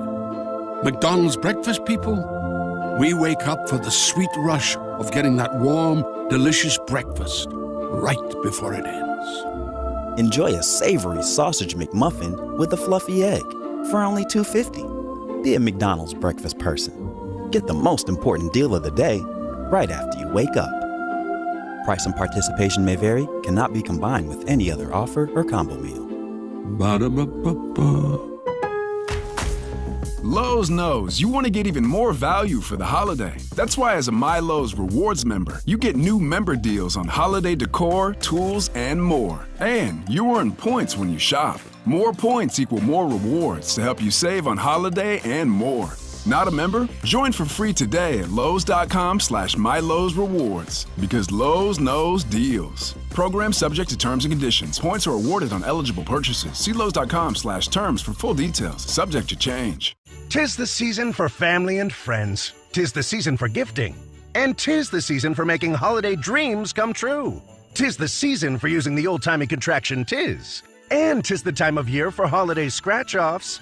With over $85 million in total prizes, 'tis the best gift of all. 'Tis the season to gift endless joy with holiday scratch-offs from the North Carolina Education Lottery. Must be 18 to play. Approximate overall odds of winning range from 1 in 3.06 to 9.95. Problem gambling helpline 877-718-5543. Experience Hendrix. Music's great. Perform the music of Jimi Hendrix together live. Kenny Wayne Shepherd, Christone Kingfish Ingram, Zach Wilde, Eric Johnson, Devin Allman, Samantha Fish, Noah Hunt, Ali Venable, Chuck Campbell and Calvin Cook of the Slide Brothers, Mato Nanji, Dylan Triplett, Henry Brown, Chris Layton, Kevin McCormick. April 6th, the D-Pack. Tickets on sale now at dpacknc.com. Point! Hey, you okay? You don't normally miss those shots. I just haven't been as regular lately, and it's making me feel sluggish. You should try Metamucil. It's been a game changer for me. Metamucil's plant-based psyllium fiber helps trap and remove the waste that weighs you down. Ace! You're moving better than you were last week. Definitely. Metamucil keeps you moving. These statements have not been evaluated by the Food and Drug Administration. This product is not intended to diagnose, treat, cure, or prevent any disease. Learn more at metamucil.com. This hour of the Triangle Sports Leader is powered by Ritchie Law Firm, Injury Lawyers. Ritchie Law is on top of it. Go to ritchielaw.com. That's ritchielaw.com. They score! WCMC HD1 Holly Springs. Take us with you on radio, web, app, Alexa, and YouTube. 99.9 The Fan, the Triangle Sports Leader. Good afternoon, everyone. I'm WRAL meteorologist Mike Mays. After the rain yesterday, we have dry days ahead. The next chance for rain probably won't come until late Tuesday. 44 and clear skies tonight. Your weekend looks good. Sunny Saturday, 66, 69. It's partly cloudy Sunday.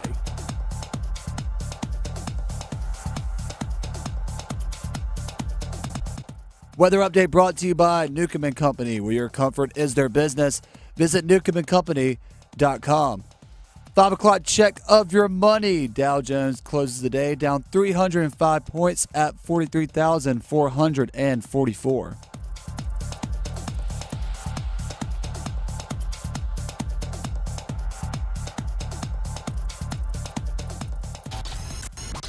It's 5 o'clock. Time to serve up the biggest sports stories of the day. Here comes your starting five. The Drive with Tim Donnelly, 99.9 The Fan. It is officially 5 o'clock on a Friday. Congratulations. Happy hour.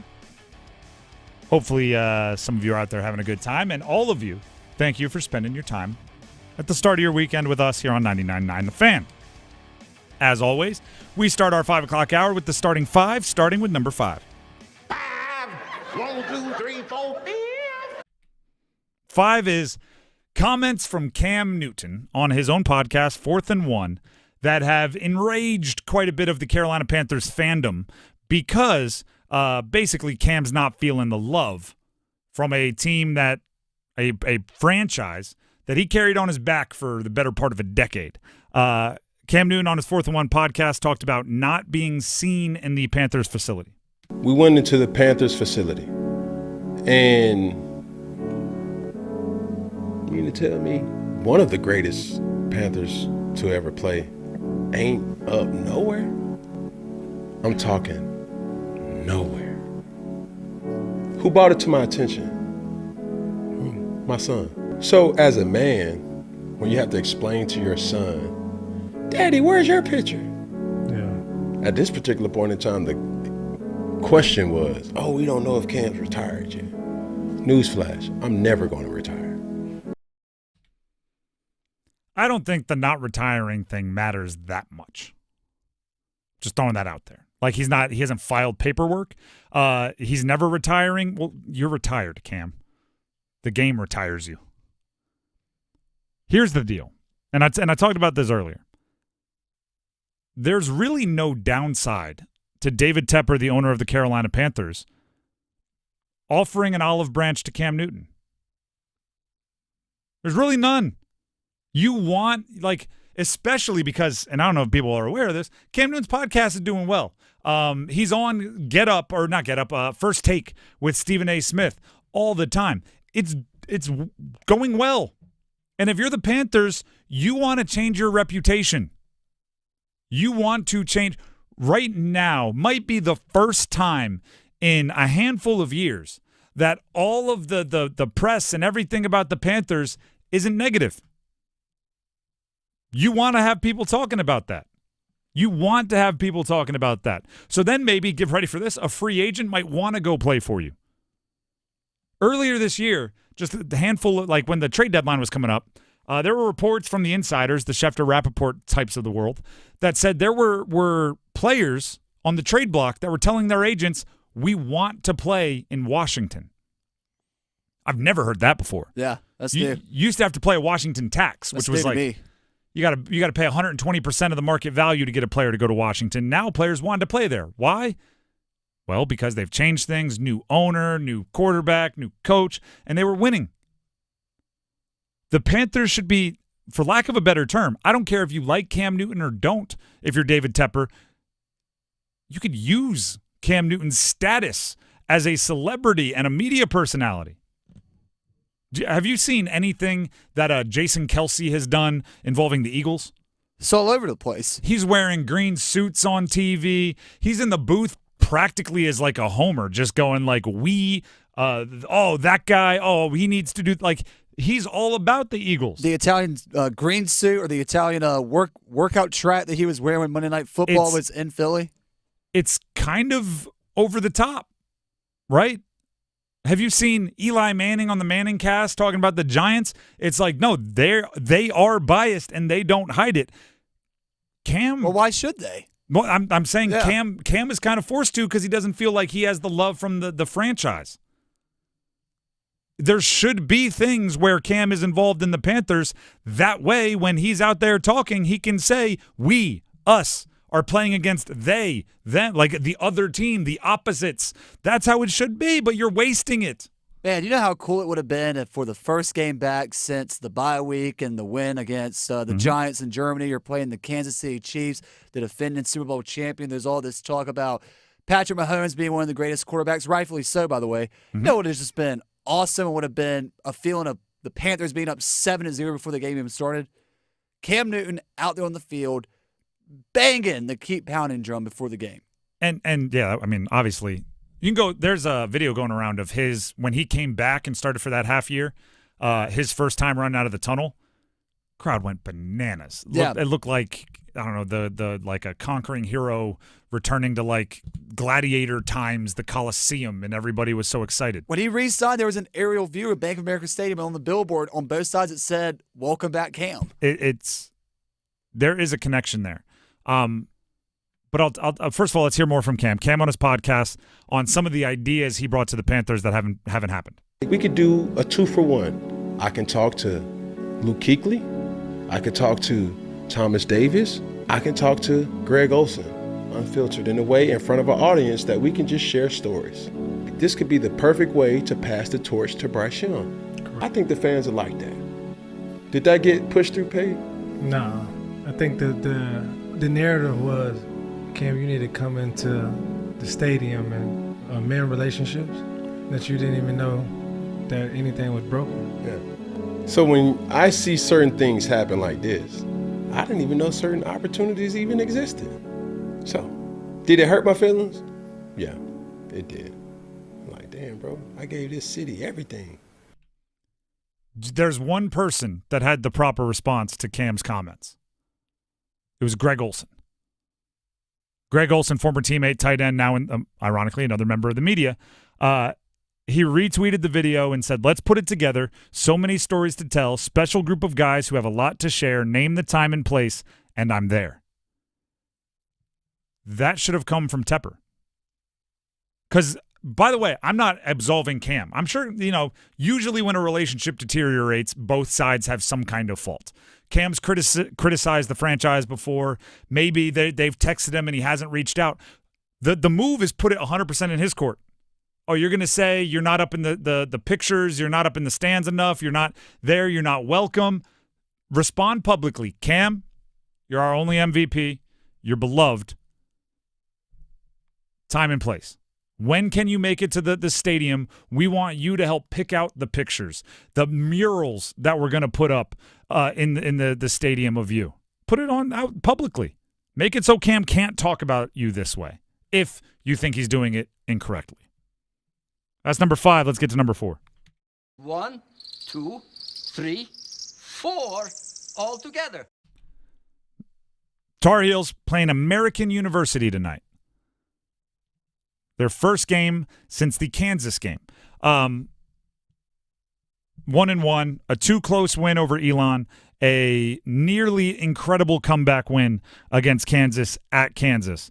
It is an opportunity tonight, as every game is, but against American University, obviously, for them to work on some things. The thing that I've noticed most about UNC through 2 games, and I've talked about it already, but I'm going to highlight it one more time, is it doesn't seem that Hubert Davis and the coaching staff, and even some of the veteran players, the guys that are returning, that have been there for a while, it seems like they don't quite trust the new guys yet. 0% trust in Cade Tyson, so I'm putting my hand up on that one. Transfer Cade Tyson, I thought was going to be a big part of the team providing spacing because he shot 46% from 3. I think he was at Pepperdine last year. He's not playing at all. He's getting like 1 minute a game. So 0% trust there, but there's really only, it feels like 20% trust in Van Allen Lubin, the transfer, and Ian Jackson and Drake Powell, the freshman, even though they've done some good things. Drake Powell's a wild athlete. Ian Jackson has already had some scoring runs where he gets it going, but it's still just, it doesn't seem like they fully trust him. I'm not even holding it against Hubert Davis and the coaching staff. I'll put it this way. I sometimes don't trust easy, right? I get it. I'm not going to put my trust in someone and depend on them until they've proven they're worthy of the trust and that they won't, do me over wrong.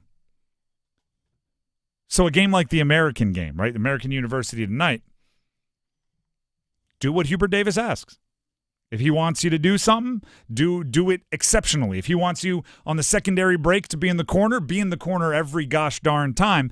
And maybe that 20% trust in you could grow to 30.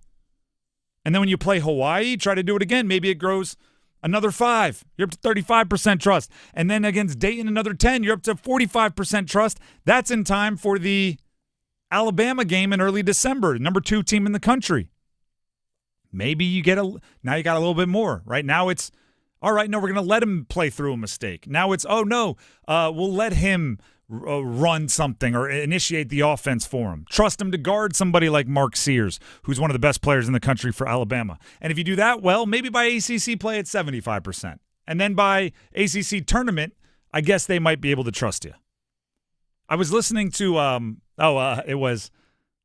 Gruden just signed with Barstool. Yes. So do with that what you will.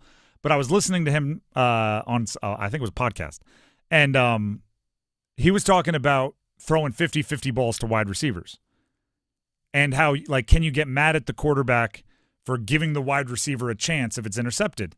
And he went into a thing about trust.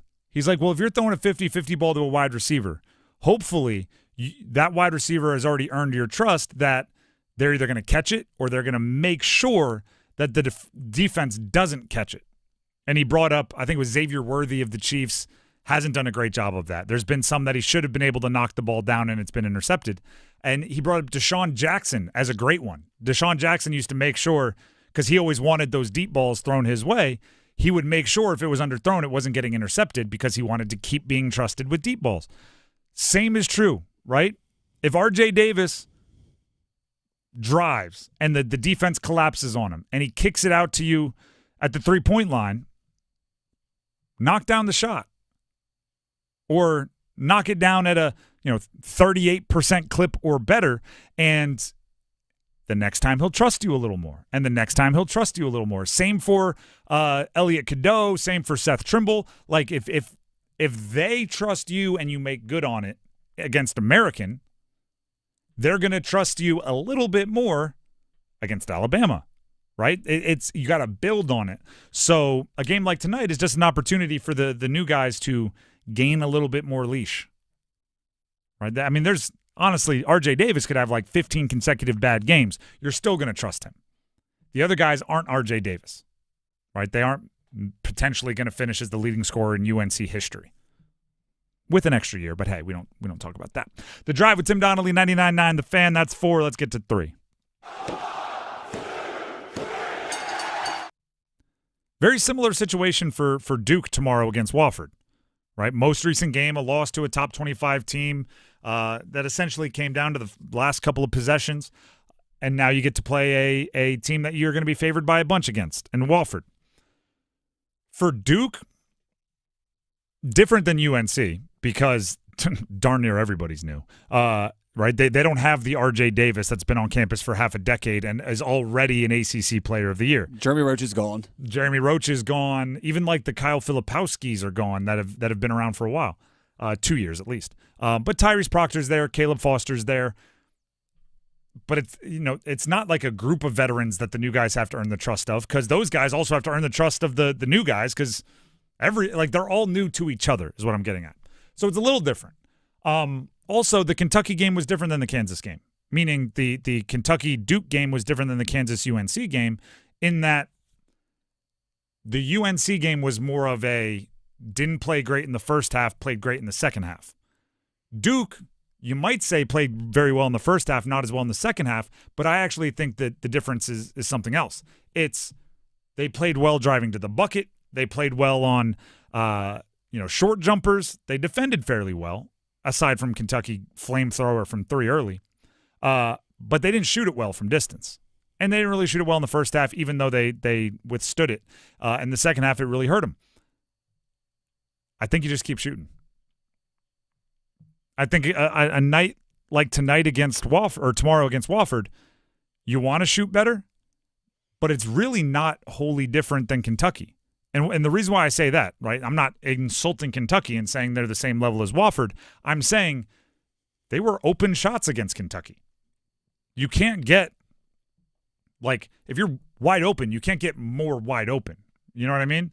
Like against Wofford, the shots aren't going to be, you can catch it, rotate the basketball, get the panel on the basketball that doesn't have the logo, set your feet, and then shoot. Like Wofford's going to be there playing defense. You were getting open shots against Kentucky. You'll get open shots against Wofford. You just have to make them, which is the dumbest bit of analysis I could give you. Right? I hate when people go about the NBA.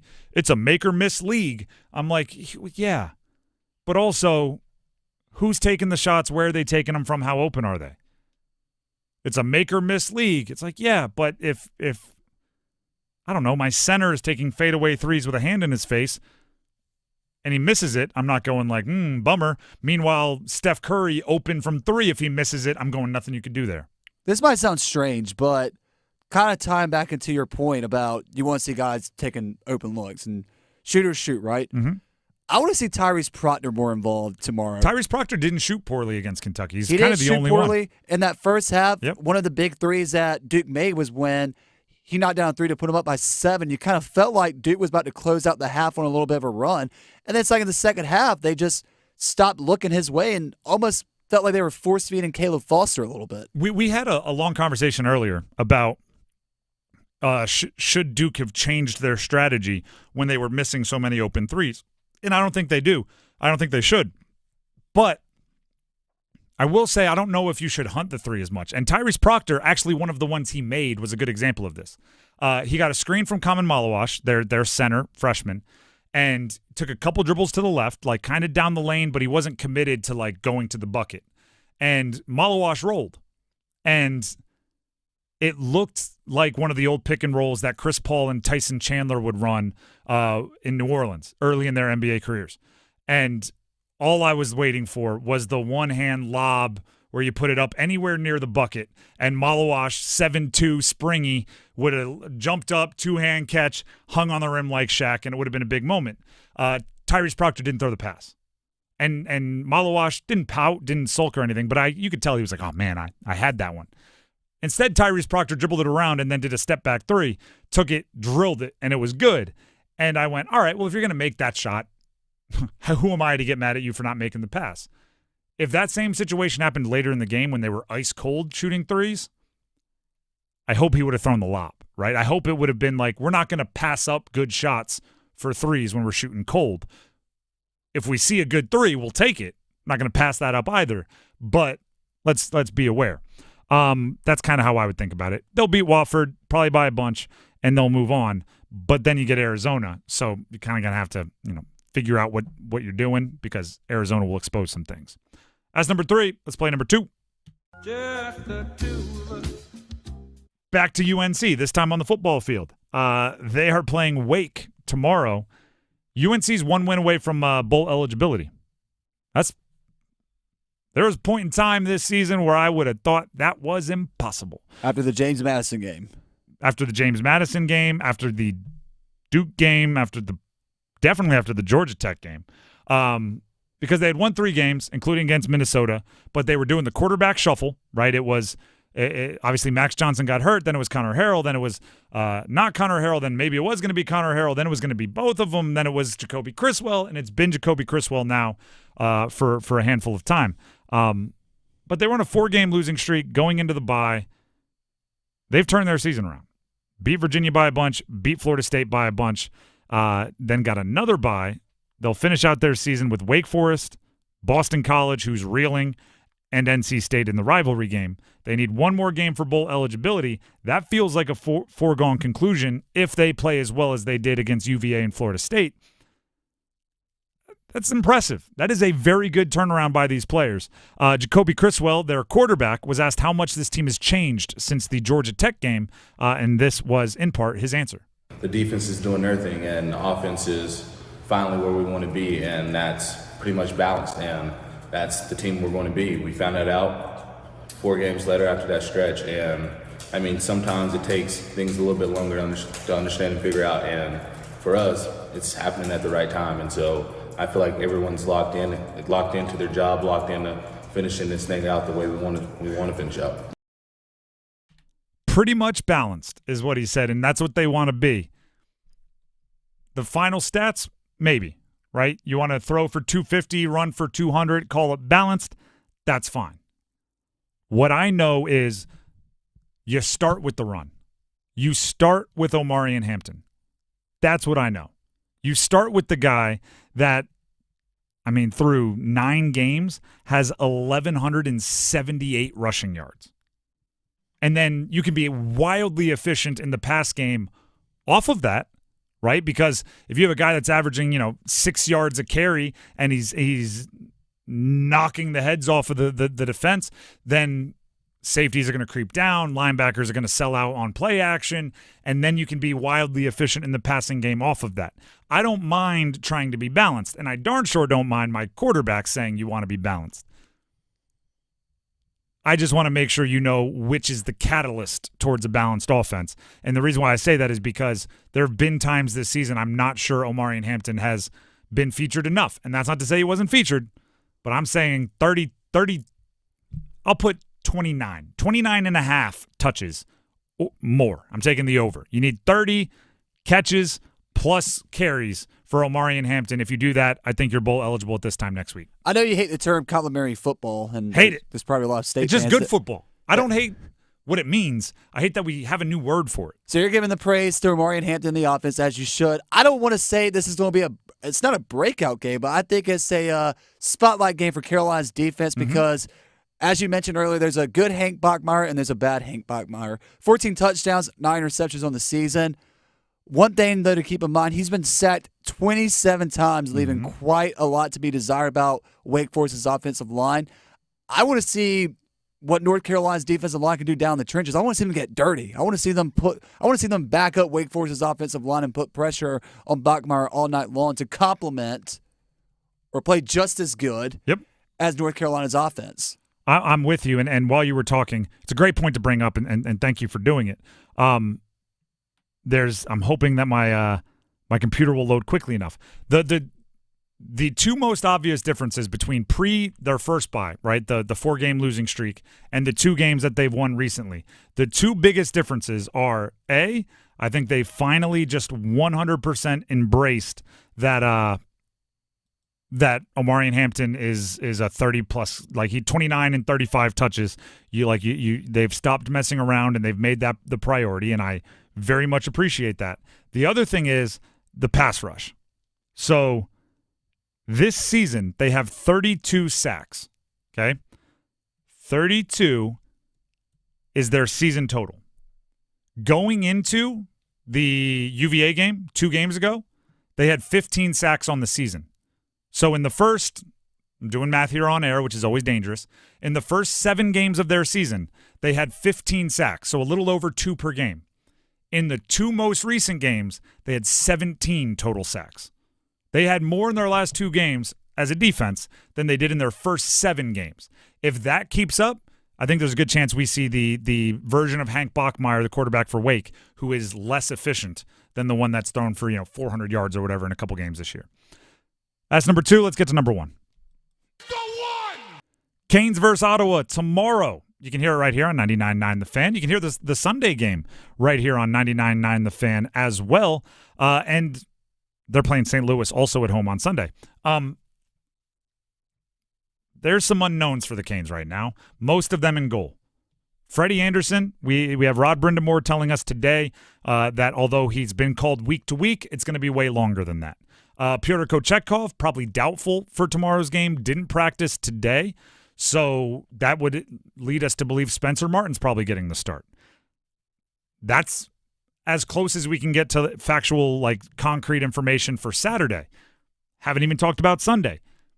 Spencer Martin, if he's the only healthy guy with NHL experience, do you roll him out there back-to-back games? I would say yes. I think that's common logic.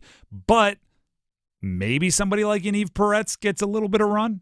Yaniv Peretz being the undrafted rookie from last year that played 13 minutes in a game, stopped the only shot he saw. Quinnipiac national champion goalie. There's a chance he gets called up for this weekend to give Spencer Martin at least a backup who could go in. It's just that the goalie position is already, we're mid-November, something that I can't give you much information on. There's injuries that we just don't know about. So instead of harping on that and instead of saying, tune in to find out, who's in goal? How are they playing? When does Pyotr come back? What do we know? Instead of doing that, I'm doing the opposite and saying, I don't know, if you score 9 goals, who cares who's in goal for you? You know what I mean?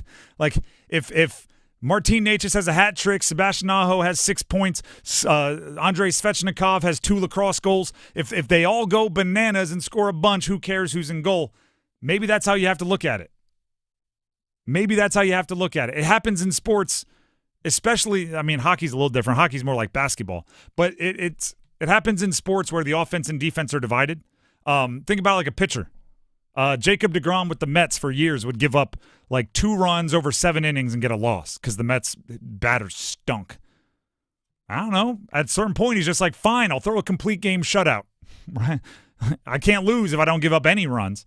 Football, it happens, right? Your defense stinks. You're seeing it with Joe Burrow. Joe Burrow's defense stinks. So what does he do? He goes out there knowing he and Jamar Chase are going to have to put up 50 if they want to win. And he just guns. If your goalie isn't someone you're confident in, score 7 goals.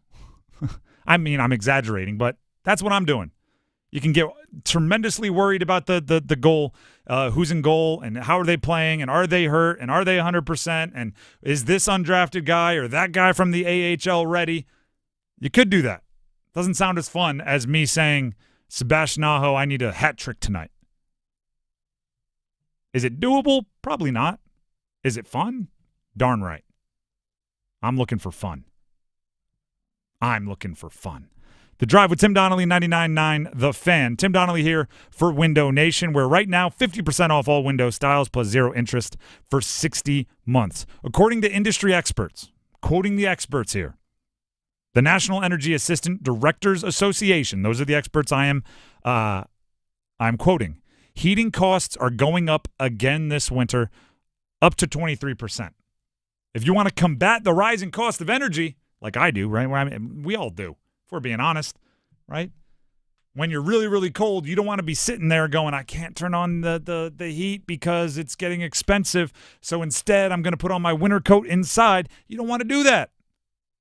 Window Nation windows would lower your energy bill without having to just stop using energy, right? It'll lower your energy bill because less of the air that you're paying to heat and cool inside your house is escaping through the windows. It really is crazy. It opened my eyes. I've talked about this a few times.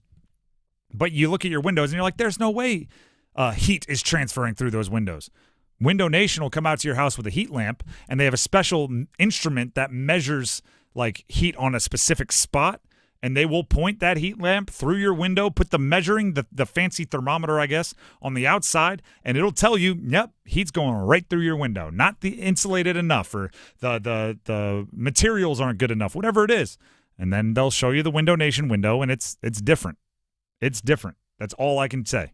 You have to see it for yourself. If you want to, they'll come out to your house and do a demonstration. Call to set it up, 866-90-NATION. That's 866-90-NATION. Also, a free estimate comes along with that visit. Or you can visit online at windownation.com to schedule as well. That's windownation.com. We have the numbers game coming up next here on The Drive, so we need 2 contestants. Call in now at 919-860-5326. A $25 gift card to Sharky's. That's Sharky's with back-to-back-to-back-to-back wins for best wings in the Triangle. Voted best sports bar, quite possibly the best neighborhood bar in the world. Sharky's. You want the gift card? You got to play. You want to play? You got to call in now. 919-860-5326. Numbers game next. Hey, Carolina Panthers fans, it's Dennis Cox from 99.9 The Fan. For all the inside information on your team, join me and my co-host, WRAL TV's Chris Lee, for our podcast, Panthers Playbook, presented by Carolina Ford Dealers. In every episode, we'll keep you up to date on your Panthers, and we'll do it with access only we can provide. Locker room insight, exclusive interviews, and in-depth looks at every Panthers game. Follow and subscribe to Panthers Playbook wherever you discover your favorite podcasts or watch on YouTube. Everyone deserves a fast and reliable connection, one that helps better their everyday through the things they value most: friends and family, education and career. A connection that opens pathways to opportunity and builds roads to a better future. At Spectrum, we're committed to delivering just that every single day. Because with the right connection, anything is possible. That's Life Unlimited. That's Spectrum.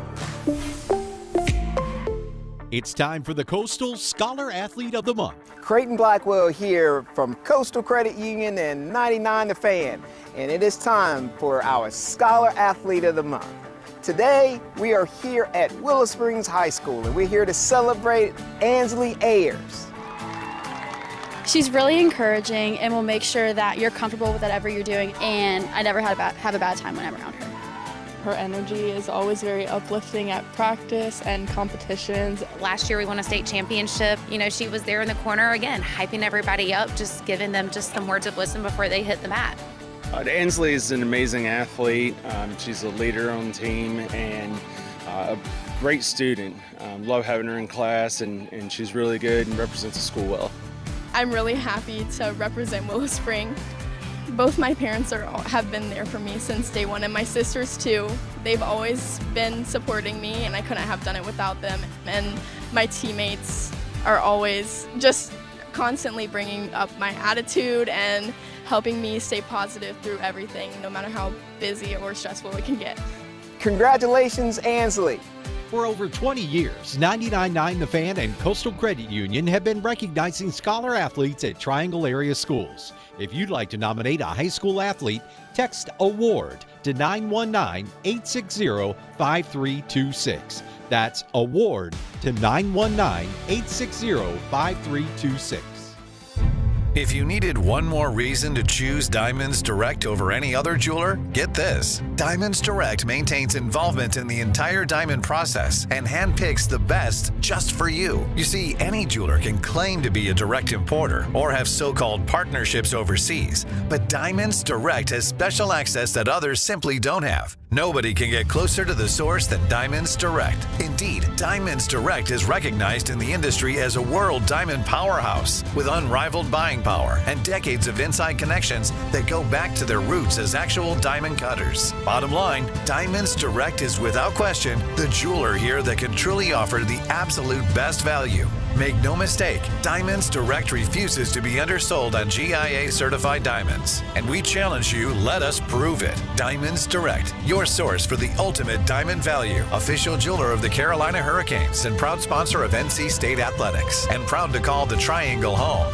Diamonds Direct, Your love, our passion. Hey, what do you say? John Forsland here from my friends at Buffalo Brothers. I live and work on both coasts, travel the country, and there's nothing better than Buffalo Brothers. The best wings on the planet and half-price appetizers, Monday through Friday, 4:30 to 6. Visit all 5 Triangle locations and ask for their great daily beer specials. And how about this special? Every Sunday, they have $6 Bloody Marys and $6.50 Jamesons. Dine in, carry out. BuffBrothers.com. Aw, man, now I want wings. This hour of the Triangle Sports Leader is powered by Ritchie Law Firm, injury lawyers. Ritchie Law is on top of it. Go to RitchieLaw.com. That's RitchieLaw.com.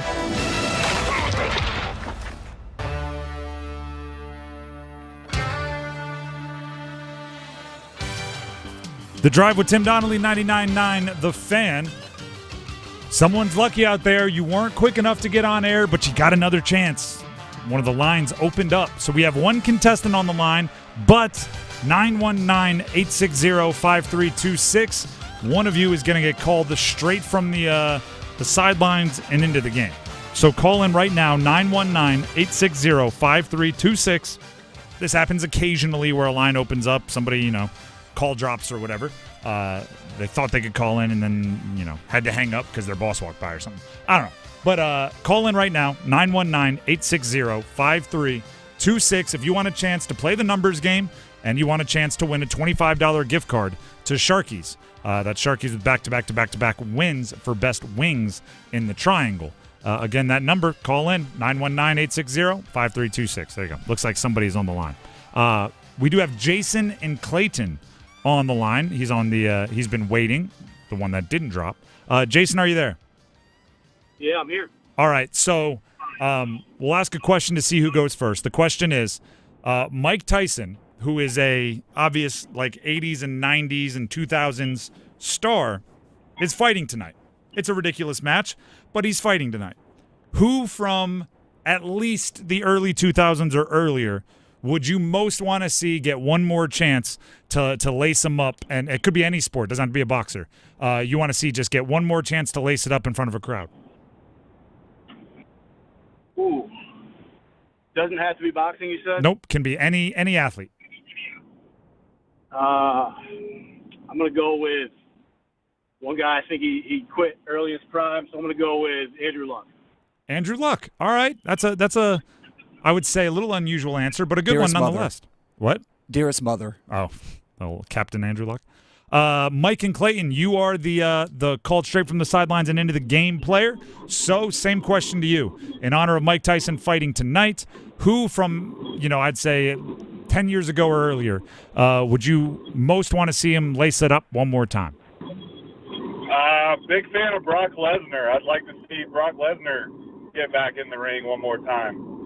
And are you talking pro wrestling, or are you talking the octagon? Are you talking? I think he played like a cup of coffee in the NFL. Which sport are you talking about? Octagon for sure. All right. He was one of my favorites to watch.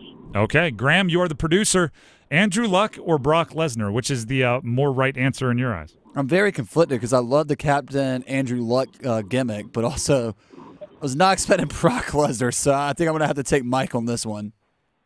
All right, that is Mike gets to go. My computer just froze up, so as I bring up our numbers game one more time, I will tell you once again about Sharky's back-to-back winners of Best Wings, quite possibly Best Neighborhood Bar. There we go.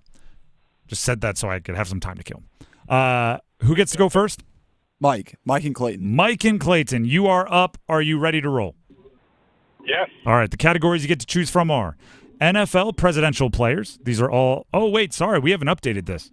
So the categories you get to choose from are NFL Philadelphia Schoolboys or NHL Canes and Whalers only. Sorry, we only got two because two of these weren't updated today. Going to have to go with NFL. All right, NFL is the call. These are all players, I believe, who grew up in Philadelphia.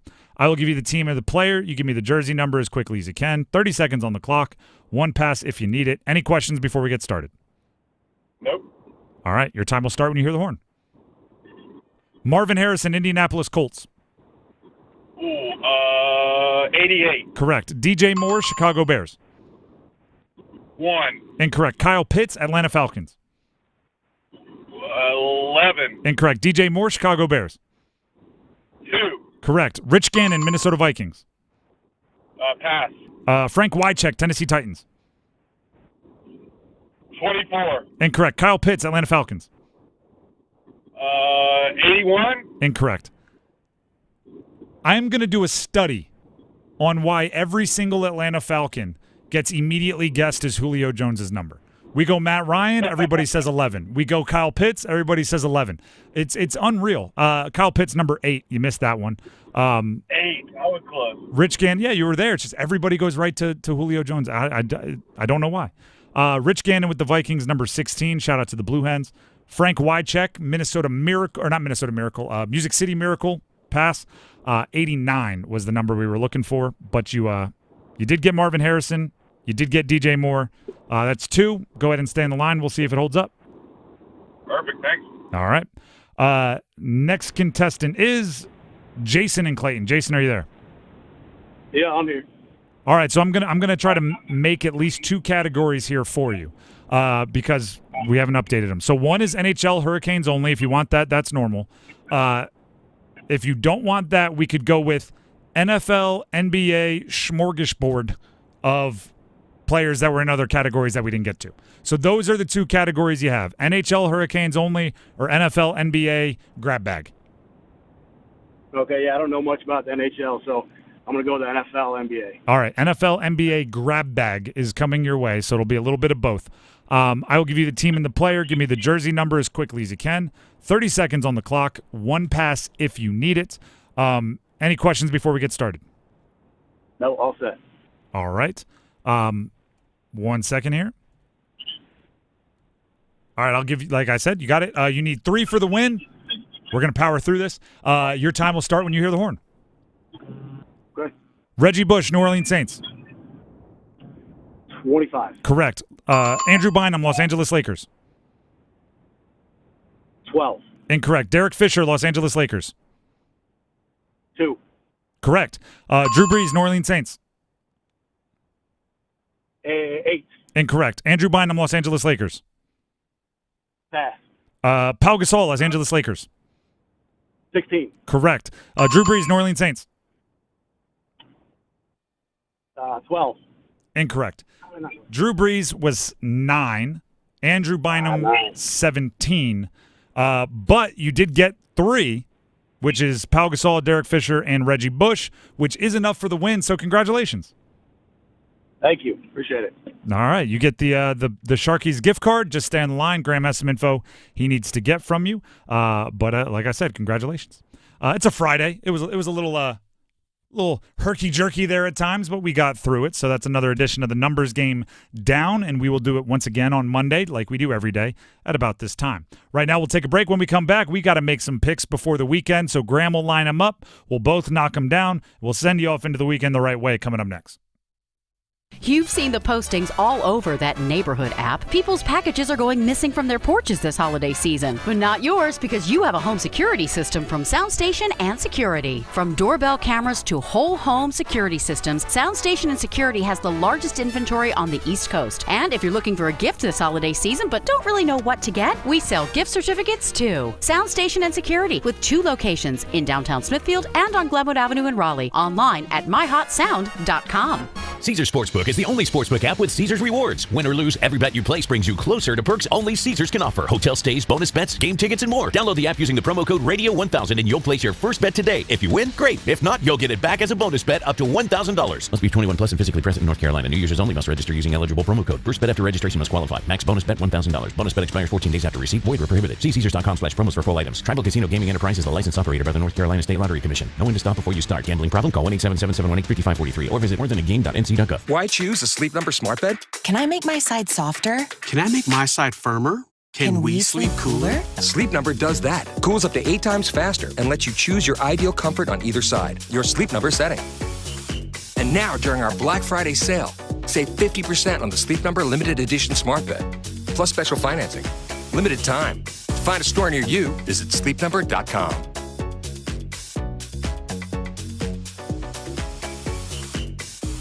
You want your team to be number one? Well, come cheer them on at the number one sports bar at Apex, the Dugout Tavern and Grill, proud member of the official Canes Bar Network. Catch all the NFL and college football games too at the Dugout, with a 16-foot video wall and over 30 other big screen 4K TVs inside and out. Sound on, loud and proud. Best lunch spot too. Weekdays 11 a.m. to 2 p.m. Get a burger cooked to temp with a side and beverage for just $10. The Dugout Tavern and Grill, 1413 Kelly Road in Apex, and the DugoutTavern.com. At Uline, they know firsthand the road to success is an uphill climb.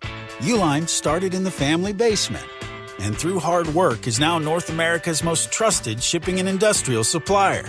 They get what it means to have the support of reliable, hard-working partners. So they keep 41,000 items ready to ship. Whether your company is still in a basement office or expanding cross-country, Uline will be there on your road to success. Visit uline.com. Martha was ready to switch to a career in IT. There's always a need for IT specialists, especially with AI coming out and cybersecurity. It's practically recession-proof. She heard an ad for My Computer Career and jumped in feet first. Taking exams and getting certified in a matter of just months. Even better, you can work from anywhere. Wherever you are. If you're on vacation, you can still clock in. I work out of my house in my pajamas. My Computer Career even provides job placement help. The career specialists, they're very helpful. They care about you as a person. You're not just a number to them. Launch a new high-demand career in IT or level up with more certifications. Build a career in record time with less money. I would recommend My Computer Career wholeheartedly to anyone. Indeed, it was the right move for me. Take the free career evaluation today. Become an IT pro in just months with zero experience at mycomputercareer.edu. It's Paul Eihander for Game Day Men's Health. Are you low on energy or libido? Feeling a bit more sleepy? Losing confidence or focus? Discover health solutions and invest in your well-being at Game Day Men's Health. They offer a concierge medical clinic where you can be proactive about your health in a relaxed man cave environment. Explore options like testosterone therapy, ED solutions, weight loss, and peptides. With convenient appointments at 4 locations across the Triangle, it's never been easier to prioritize your health. Visit GameDayRaleigh.com today. Find the spot nearest you and book your free consultation. That's GameDayRaleigh.com. Time is up. The IRS is in full collection mode for 2024, issuing liens, levies, and garnishments to anyone who has a past tax debt or unfiled tax returns. Don't wait till it's too late. Your paycheck and bank accounts are at risk of being seized. Call now and stop the collection process today. If you're living check to check, no matter how much you're making, you still may qualify for the Fresh Start programs offered by the IRS to reduce or even eliminate your tax debt. It's just a 5-minute call to get your options, and it's free. If you owe back taxes, have years of unfiled tax returns, under audit, have a wage or bank levy, or finally just want to sleep better, business or personal, call the experts at Republic Tax Relief while there's still time. A+ rated by the Better Business Bureau, and tough. This veteran-owned company has the fight you need to take on the IRS. Don't go at it alone. The call is free. Call their hotline number now, 800-652-1714. That's 800-652-1714. Find out if you qualify today. Call 800-652-1714 or go to republictaxrelief.com. Must qualify for enrollment. Results may vary. Paid for by AMD Financial.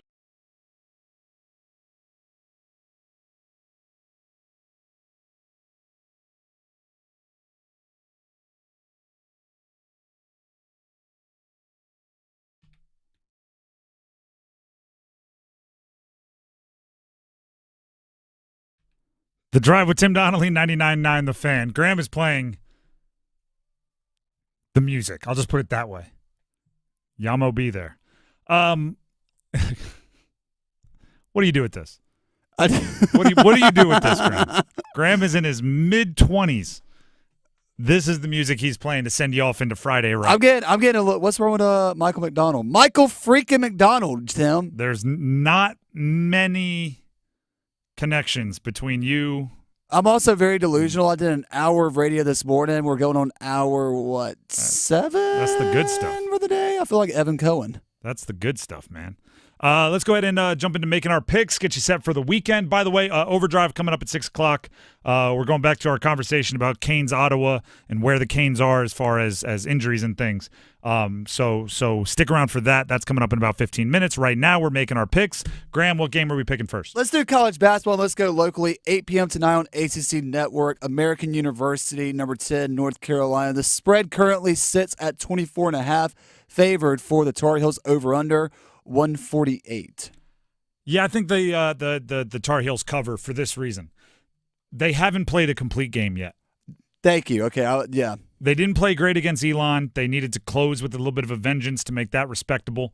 They did win, obviously. And then Kansas, they played great in the second half, or I would say the first 15 minutes of the second half, and then kind of went cold. Didn't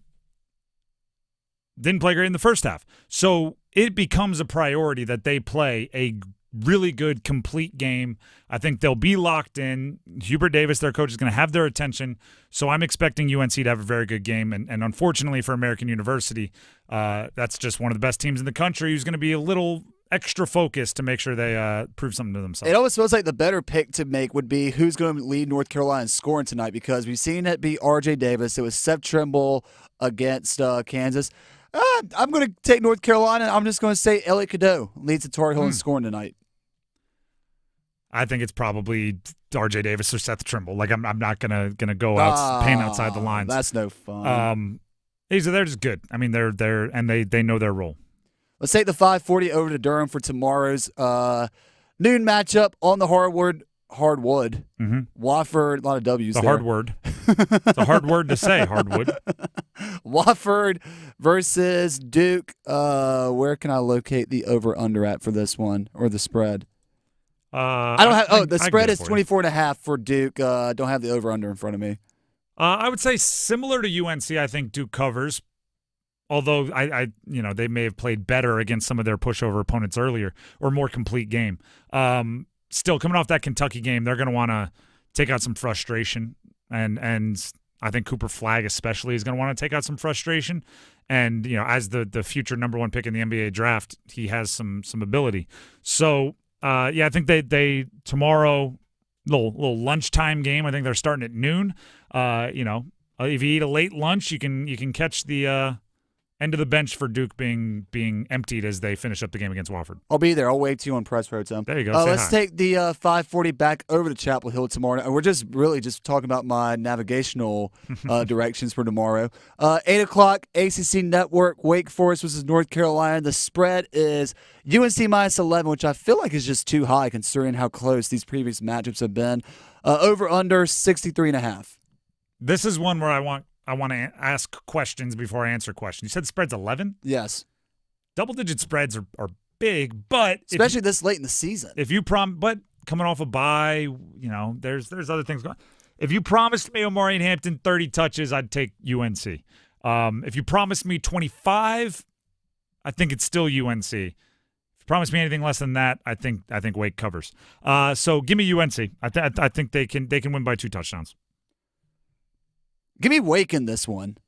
Ooh. Give me Wake in this one. Carolina's won the last 3. Wake Forest hasn't won in Chapel Hill since 2006. Yes, I know Carolina's coming off a bye, but primetime matchup, you're at home. I feel like there's a lot of emotion at stake. I think Wake Forest has something to prove, still trying to play for bowl eligibility. Give it the Demon Deeks in this one to play spoiler. Here's another ACC matchup that I just want your thoughts on. We got number 20 Clemson on the road at Pitt. Right now, another double-digit spread. The Tigers -12, over/under 52.5. Yeah, I'm taking Clemson. I still think Clemson is wildly talented. They really are, and shout out to Dabo Swinney for the decision. I think they're like 3 players away from being as good as anyone in the ACC, and they just refuse to go to the transfer portal to get those 3 players. Against most opponents, you're not going to notice that they don't have those 3 players. Occasionally you will. They already dropped their kind of dumb one to Louisville, so I don't think they have another one there. I think Clemson wins, and if Cade Klubnik hits one early, he's a streaky thrower, streaky passer. So, yeah, I think they win. My heart wants to say Pitt, but my mind and also for my mind's telling me no. Also, just for ACC, all intents and purposes, as far as shaking up the college football rankings potentially, I'll take Clemson. Why not? College football game day tomorrow. The big matchup down in Athens, Georgia. Number 7, Tennessee versus number 12, Georgia. The spread favors the Bulldogs at -9.5. Over/under 47.5. Give me Tennessee in this. Do we know? I'm going to cheat here. I'm going to stall. I'm going to say, hey, everybody, we have Overdrive coming up next. So make sure you stick around. With conversations about the Hurricanes and UNC versus Wake Forest. Wait to see. I'm not sure if Nico Iamaleava is playing. He was on the team bus earlier today, so perhaps. I think Tennessee has a chance if their quarterback plays. I think Georgia wins, maybe going away if he does not. Let's see. Chris Lowe of ESPN, I guess, did say on the radio that he expects him to play. So, yeah, I'll take Tennessee in a massive upset just because I want to eliminate Georgia from the college football playoff. Tennessee wins. Georgia just doesn't impress me anymore. Their offensive line got dominated against Ole Miss. Carson Beck is playing. Carson Beck is a weird one. I still think he has some ability, but he hasn't been living up to it. Too much average play out of an SEC quarterback, especially for a program like Georgia. If Nico Iamaleava, even if he's a little banged up, I'll take the Vols in that one. Final one, just because you have some bills to pay at the end of the show. Sunday Night Football, Cincinnati Bengals versus LA Chargers. Chargers favored by -1.5. Over under total 47. 47. Justin Herbert and Joe Burrow might be playing the best quarterback that no one's talking about. Justin Herbert because everyone's giving the credit to Harbaugh. Burrow because his team keeps losing. T. Higgins is playing. I think that's big for the Bengals. Give me Cincinnati. But it's tight. I like both teams. The Drive with Tim Donnelly, 99.9 The Fan. Thank you very much, Graham. Right now, thank you to Bailey's Fine Jewelry. Tim Donnelly here for Bailey's Fine Jewelry, and more specifically the Fox & Bailey Watch Shop, located inside Bailey's Fine Jewelry at their Village District location in Raleigh. It's a space that pays tribute to kind of like the actual Fox & Bailey Watch Shop, pays tribute to the early days of Bailey, which is perfect because that's where they keep their timepieces, their watches that mark the passing of time. So it's a throwback, which means you're going to have pre-owned and vintage Rolexes. You're going to have some of the most traditional, ingrained in history watch brands, but you're also going to have the newest and most innovative watch brands like Norcane or some of the Omegas and everything else, because right, that's the whole deal here, right? The timepiece, it's the watch, it's a statement. It says something about you, and I guarantee if you go to the Fox & Bailey Watch Shop at Bailey's Fine Jewelry in their Village District location, you'll find the watch that says the thing that you want to say about yourself in a statement on your wrist. Make a statement, I guess is what I'm trying to tell you.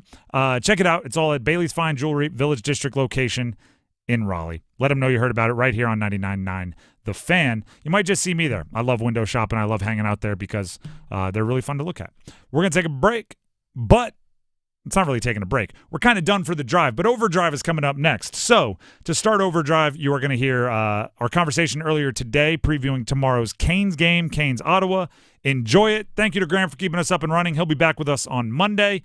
Until then, have a wonderful weekend, everybody, and subscribe to our YouTube channel. See ya.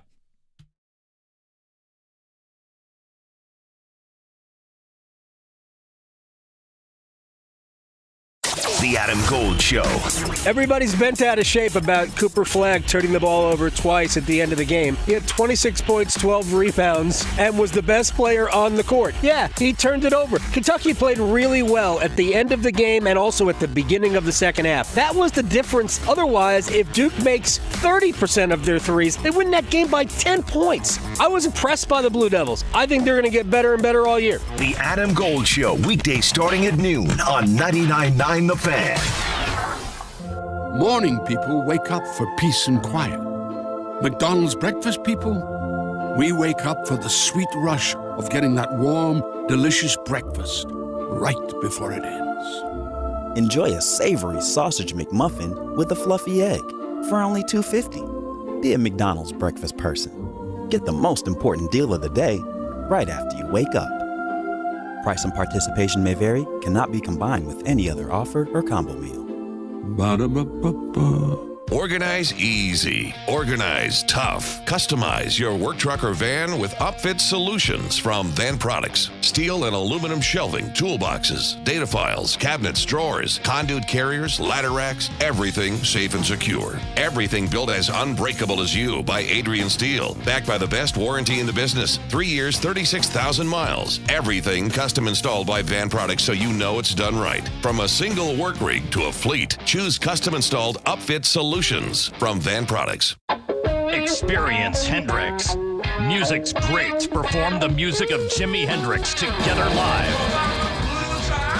Kenny Wayne Shepherd, Christone Kingfish Ingram, Zach Wilde, Eric Johnson, Devin Allman, Samantha Fish, Noah Hunt, Ali Venable, Chuck Campbell and Calvin Cook of the Slide Brothers, Mato Nanji, Dylan Triplett, Henry Brown, Chris Layton, Kevin McCormick. April 6th at DPAC. Tickets on sale now at dpacnc.com. 10 years ago, who could have predicted what the internet would bring? Streaming videos, voice assistants, smartphones, smart homes, work from home. But here we are, wondering what the next 10 years will bring. Whatever it brings, Lumos 100% fiber optic internet is ready with incredible speeds and reliability. So you can do more and be more than you ever thought possible on the internet built for the future. See your future at lumosfiber.com/future. The Emirates NBA Cup is here. You can win big getting in on the action at DraftKings Sportsbook, an official sports betting partner of the NBA. All 30 teams split into 6 groups every Tuesday and Friday, playing for the right to advance in the single elimination in-season tourney, culminating in the NBA Cup Championship in Vegas. First time? Here's something special just for you. New DraftKings customers, bet $5 to get $200 in bonus bets instantly. Score big with DraftKings Sportsbook. Every point counts. Download the DraftKings Sportsbook app and use code TIMD, that's code TIMD with no spaces, for new customers to get $200 in bonus bets when you bet just $5. Only on DraftKings, the crown is yours. Gambling problem? Call 877-185-543 or visit morethanagame.nc.gov. 21 plus, North Carolina only. Eligibility restrictions apply. Bonus bets expire 168 hours after issuance. For additional terms and responsible gaming resources, see dkng.co/bball. Shop Dell Technologies Black Friday event for their lowest prices of the year. The future is on sale today with limited time deals on select PCs like the XPS 16 that accelerate AI with Intel Core Ultra processors. Black Friday is their